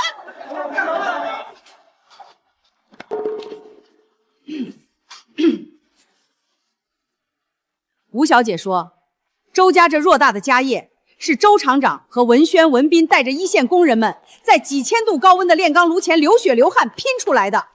月例和福利是发给对厂里有实打实贡献的老职工的救命钱。吴小姐还说，诸位拿着厂里每个月30块钱的空款，吃着周家3产服务社的红利，却从未给厂里拧过一颗螺丝，扫过一次地。我们周家不养游手好闲的废物，更不养吃里扒外的蛀虫，平发你们的月例是理所应当，天经地义。你放肆，简直是反了！就算我们没下车间，也有功劳在。我们可是姓周的，是周建军的亲二叔。周家的大门大户本来就有我们祖上的一份，你一个连字都不会说的残废，有什么资格教训我们？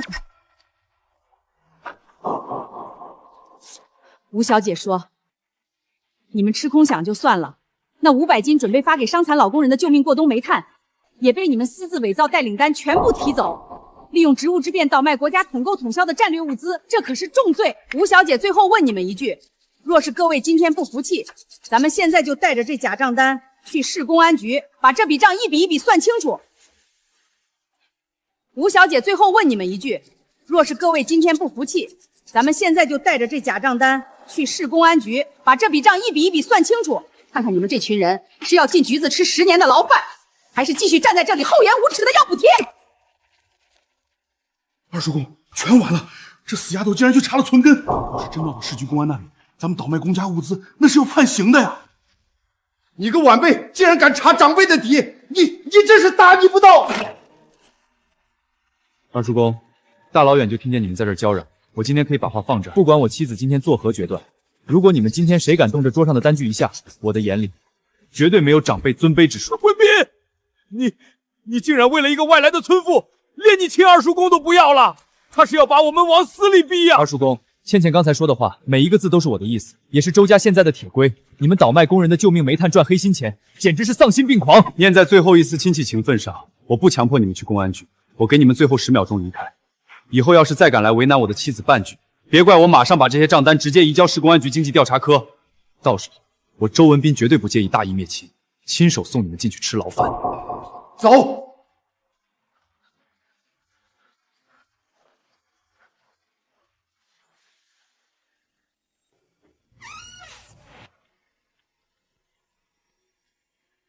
哎，我们倩倩面对这群倚老卖老、胡搅蛮缠的老狐狸，都能不卑不亢，拿着铁证，把他们治得服服帖帖。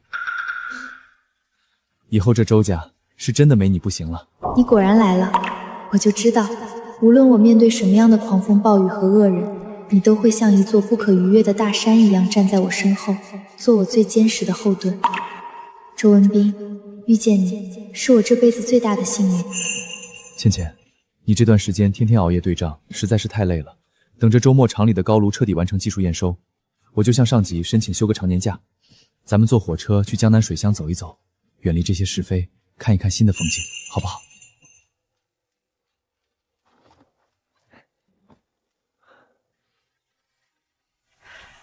倩倩、文斌，你们路上一定要多加小心啊！南方到了冬天是那种刺骨的湿冷，千万记得多穿衣服，别舍不得花钱，住好一点的国营招待所。文斌，你身子虽然底子大好了，但毕竟是出远门，也别太劳累。倩倩一个女孩子，跟着你大老远在外面，你一路上一定要把她当成眼珠子一样护着，别让她受半点委屈。要是回来她瘦了1两肉，我拿你试问。妈，您10000个放心吧，我宁愿自己受委屈，也绝不会让倩倩掉一根头发。您和爸在家也要按时吃饭，别天天为了厂里的事儿熬夜。行了行了，去吧。你们年轻人就该多出去走走，看看祖国的大好河山。家里和厂里都有我们老两口盯着，不用挂心。在外面玩够了，散透了心，就早点回来。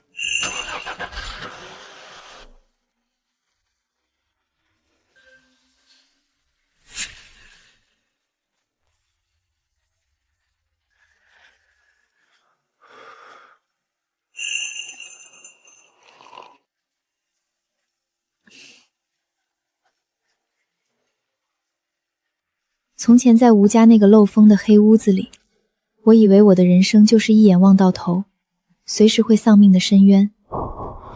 直到遇见文斌，我的世界才有了光，前路才变得如此辽阔。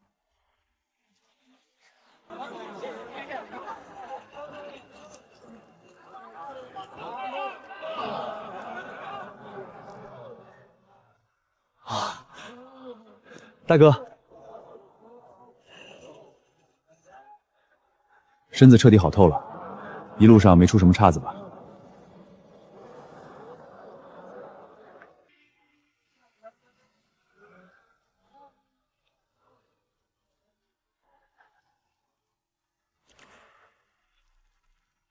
弟妹，你进门那天是我接的你，这几个月家里发生的事儿，爸在电话里都跟我说了，你能镇住家里那群亲戚，手段不错。我常年在外，周家的内务交给你，我很放心。这是托人从香港带回来的派克金笔，既然你管账，这支笔你拿着用。以后谁敢在家里给你脸色看，写信告诉我，我回去收拾他。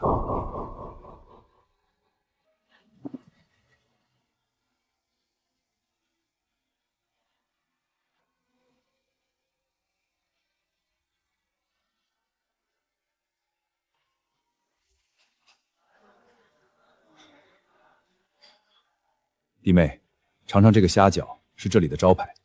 你们这次好不容易休个长假来南方，这几天什么都别想，让文斌带着你好好在特区转转，体会一下这边的风土人情。大哥说的对，这半年你在家里对账查内检，嫌帮得太紧了。这趟出来唯一的任务就是吃好玩好。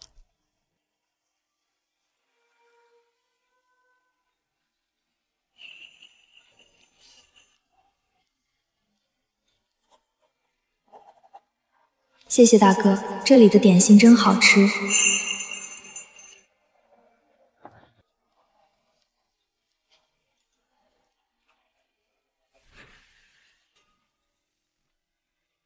文斌，一会儿我还要去见个外商，谈一笔刚才出口的单子。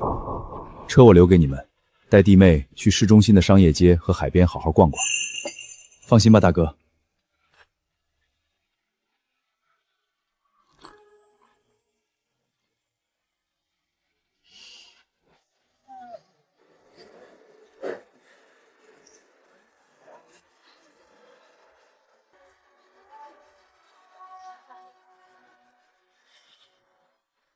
倩倩，去试试那条裙子，你肤色白，穿酒红色一定很好看。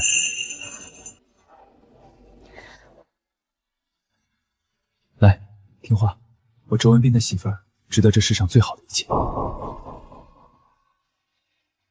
去试试，就当是满足我的一点私心。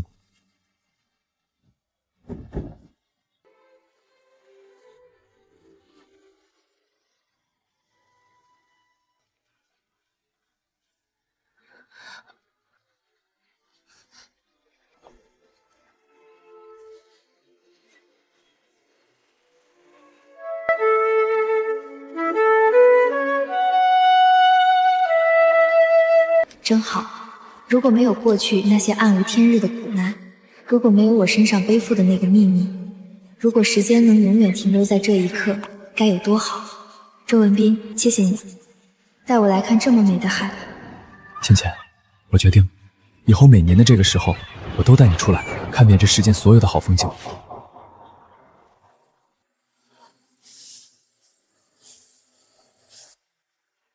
这套设备是我们公司最新从国外引进的高压反应炉。文斌，你这趟来南方，除了陪弟妹散心，也该看看外面的世界发展到什么地步了。看看这套西德引进的新型预化催化提纯设备。咱们厂老一套的提纯工艺不仅废品率高，而且毒气微漏的隐患极大，工人常年戴着防毒面具干活。如果能把这项自动化技术引回去，全厂的效率和安全性都能翻几番。倩倩，你看到了吗？如果咱们市里的钢铁厂也能引进这项技术进行高炉改造，工人们就再也不用拿命去熬产量吸废气了，这是造福全厂几千号工人家属的大事。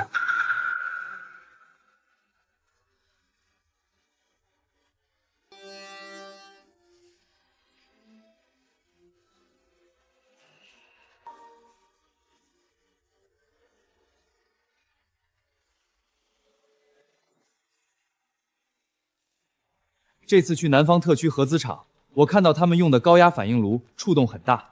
咱们现在的废品率高，最要命的是毒气微漏隐患根除不了。一线工人常年戴着防毒面具干活，这是拿命换产量。报告写得很详细，数据也有说服力。真能引进这套自动化设备，明年特种钢产量至少能翻2番。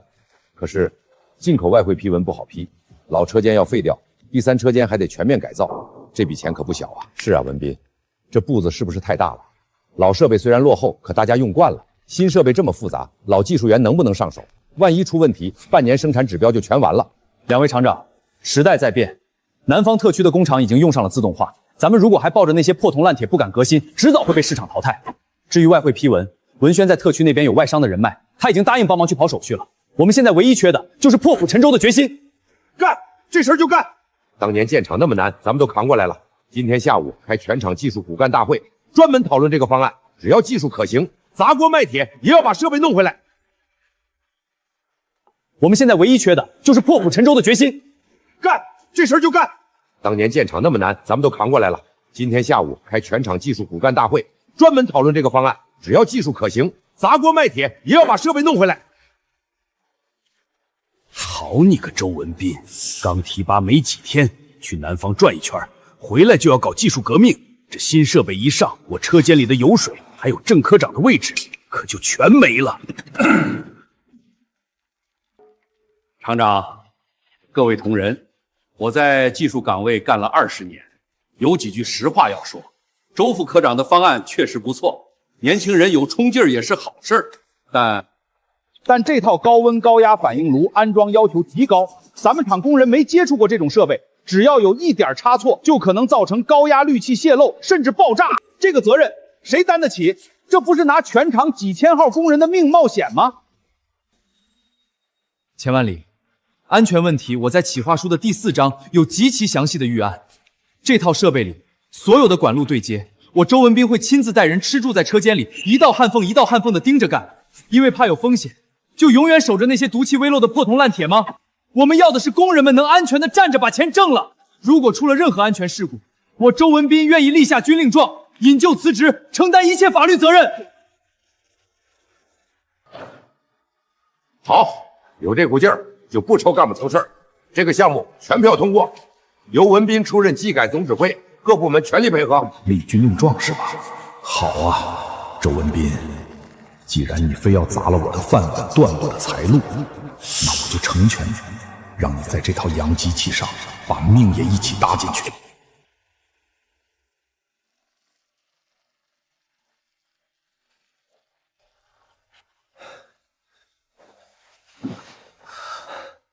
老婆，好香啊！在这间里闻了一天的电焊味儿，就盼着你这口汤了。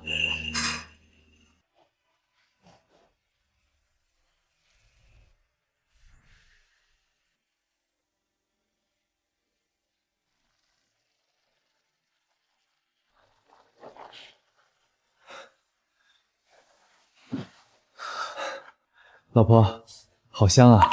在这间里闻了一天的电焊味儿，就盼着你这口汤了。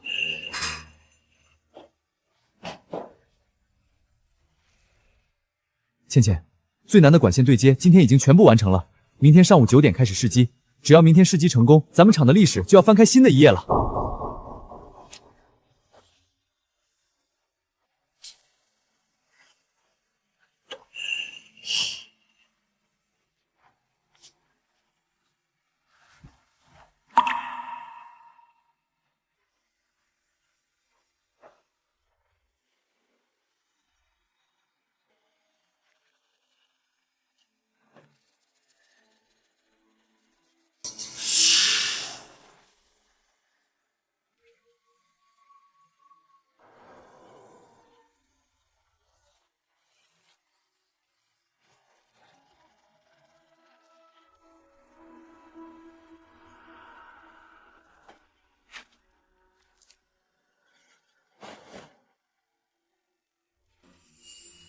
周文斌，你千算万算，这3个月日夜死盯着那些施工的工人，可你算不到这台设备的核心设计图纸，我早在半个月前就利用副科长的权限，偷偷复印扣下了一页最关键的机械构造图。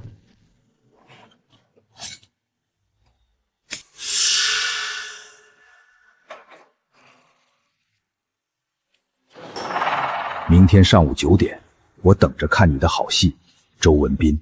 只要一出事，你不仅会身败名裂、遗臭万年，还要当场和这台破铁罐子一起下地狱。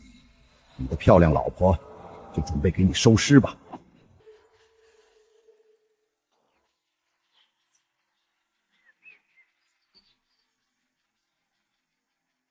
怎么从起床到现在，右眼皮一直在跳，总感觉有什么事要发生。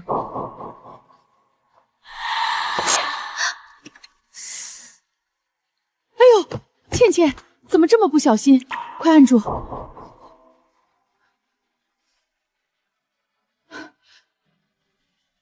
快按住，别碰水了。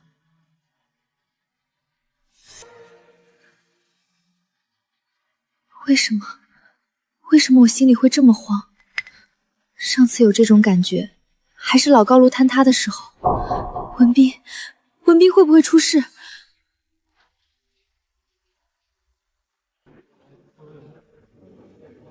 终于完工了，这个项目，这段时间的努力是值得的。是啊，周科长他每天带领我们进行搭建，现在还要亲自进行调试，真是伟大。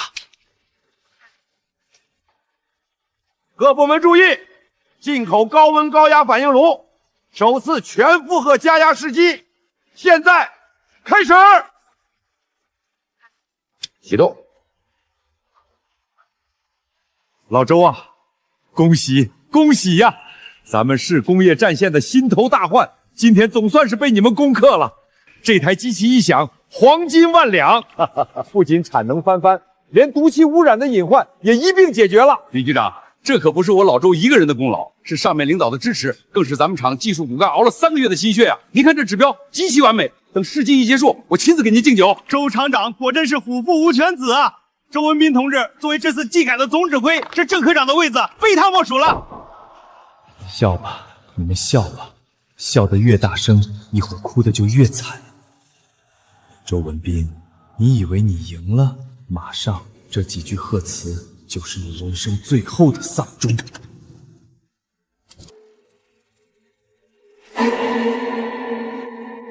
小李，主管道压力异常飙升，已经超过安全市值，立刻切断进气主阀，启动安全阀手动强制泄压。小李，主管道压力异常飙升，已经超过安全市值，立刻切断进气主阀，启动安全阀手动强制泄压。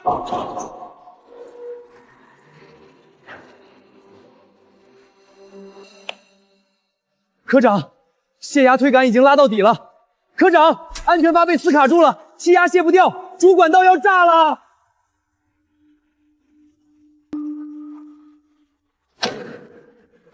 马上停机，切断主电源，所有人立刻撤退！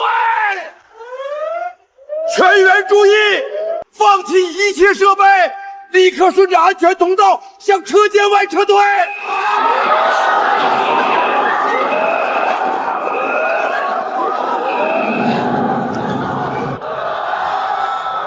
周文斌，今天就是大罗神仙来了也救不了你，你就跟着这台破机器一起下地狱去吧。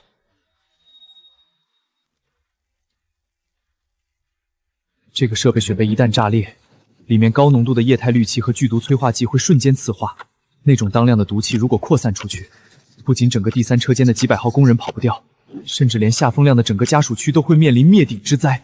跑不掉了，必须有人手动砸开主管道的盘路，把毒气排入顶部的废气处理塔，否则主路一炸，全场都得完蛋。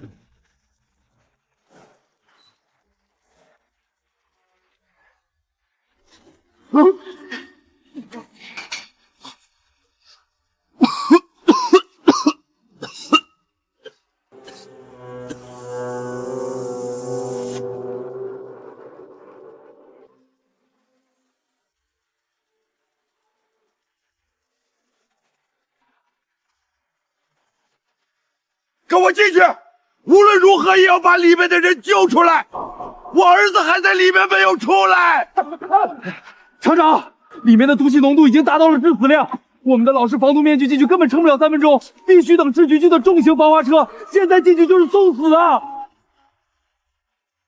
跟我进去！无论如何也要把里面的人救出来！我儿子还在里面没有出来。厂长，里面的毒气浓度已经达到了致死量。我们的老式防毒面具进去根本撑不了3分钟，必须等市局区的重型防滑车。现在进去就是送死啊！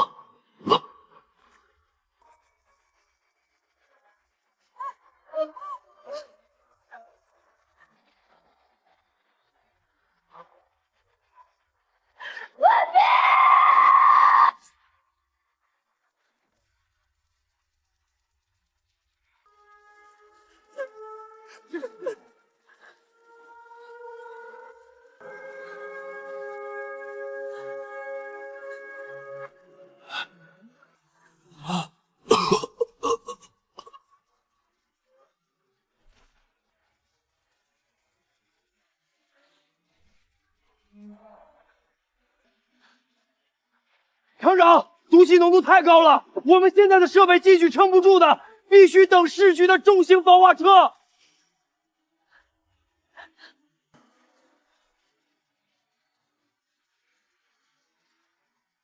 等市局的车，怎么可能来得及？文斌已经倒在里面，他的情况根本撑不到车来的时候。文斌，对不起，我答应过你不再开口，可是我做不到眼睁睁看着你死。如果你不在了，我守着这漫长而孤独的岁月，还有什么意义？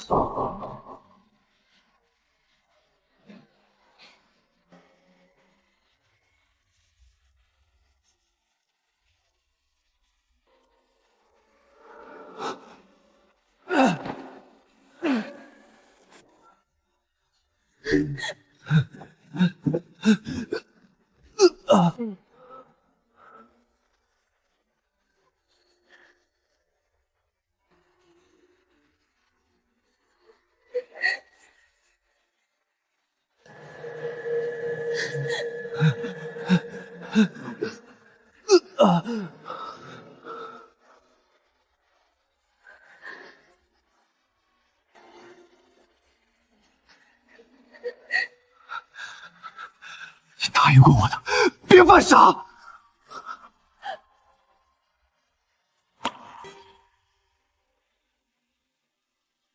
文斌，你一定要好好活着。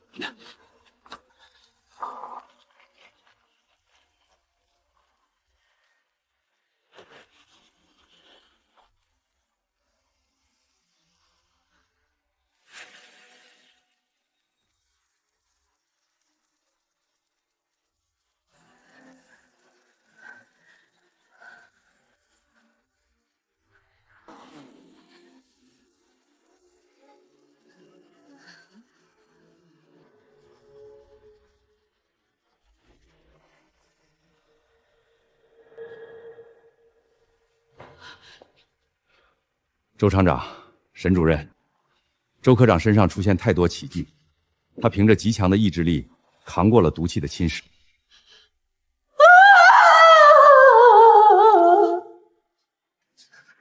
谢谢，谢谢医生，恭喜你。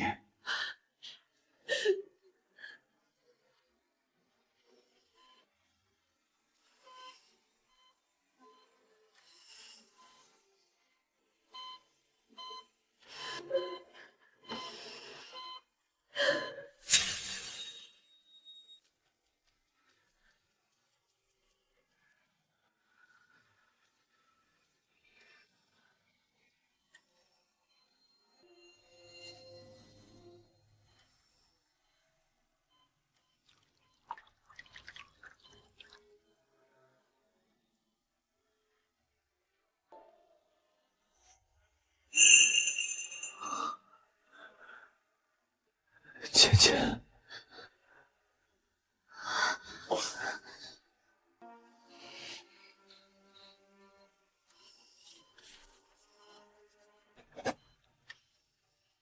我醒过来，第一个念头就是，你会不会因为救我而牺牲自己？倩倩，这是最后一次。经过这一次，我彻底明白了，我的命不仅是我的，也是你的。以后我们都要好好的，谁也不许抛下谁。周厂长、周科长，经过市局物证科半个月的反复比对和现场排查，基本可以断定，第三车间的高压反应炉爆炸不是设备设计缺陷，而是一起极其恶劣的人为蓄意破坏案件。简直是丧心病狂！查，给我一查到底！到底是谁要置几百名工人的性命于不顾？厂长，您看这里，这个主安全泄压阀内部的弹簧切口极其平整，明显是被人用重型管钳事先剪断了，而且限制螺母上的防伪铅缨是伪造的。这种西德进口设备的防伪铅封钳，全厂只有技术科的工具室里有一把，而且能够避开保卫科的夜间巡逻，精准地爬到10几米高空找到主阀门的位置。这个必定对车间的地形和设备图纸极其熟悉。周科长分析得很对。我们排查了试机前3天的夜班记录和口供，结合工具室的借用登记，我们将嫌疑人锁定在了技术科副科长钱万里的身上。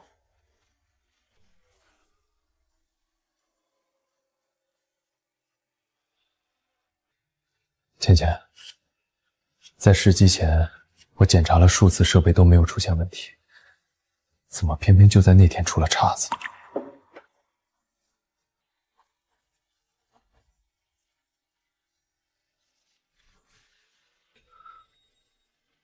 倩倩，你再一次救了我。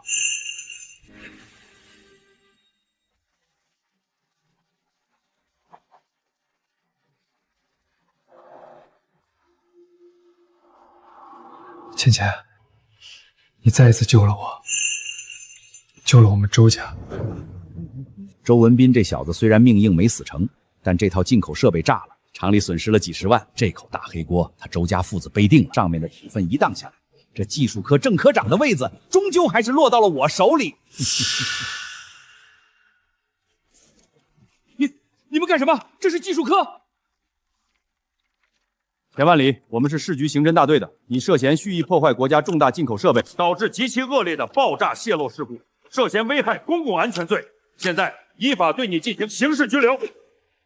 你胡说，那是设备自己有缺陷，那个破阀门炸的连渣都不剩了，你们凭什么说是我干的？证据呢？证据就在你家里。钱万里，公安同志已经在你家煤棚底下的暗格里搜出了那把沾着反应炉特有化学药剂的大号管钳，以及你私自复印的那几页设计图纸。不可能！为了一点蝇头小利，置全场几百名工人的性命于不顾，你这辈子就在监狱里好好反省吧。带走。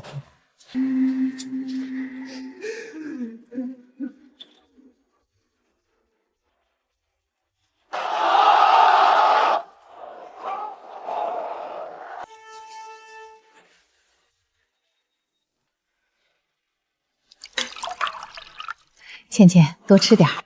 昨天省城专柜的季度报表我看过了，利润又翻了一番。咱们周家能有今天这安稳红火的日子，你可是头号大功臣。哈哈哈，那是自然，也不看看是谁挑的儿媳妇。哈哈哈哈。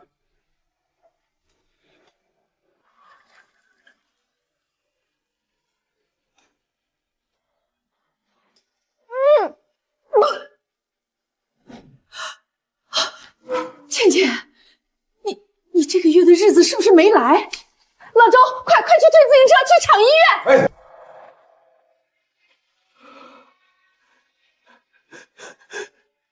倩倩，你是不是？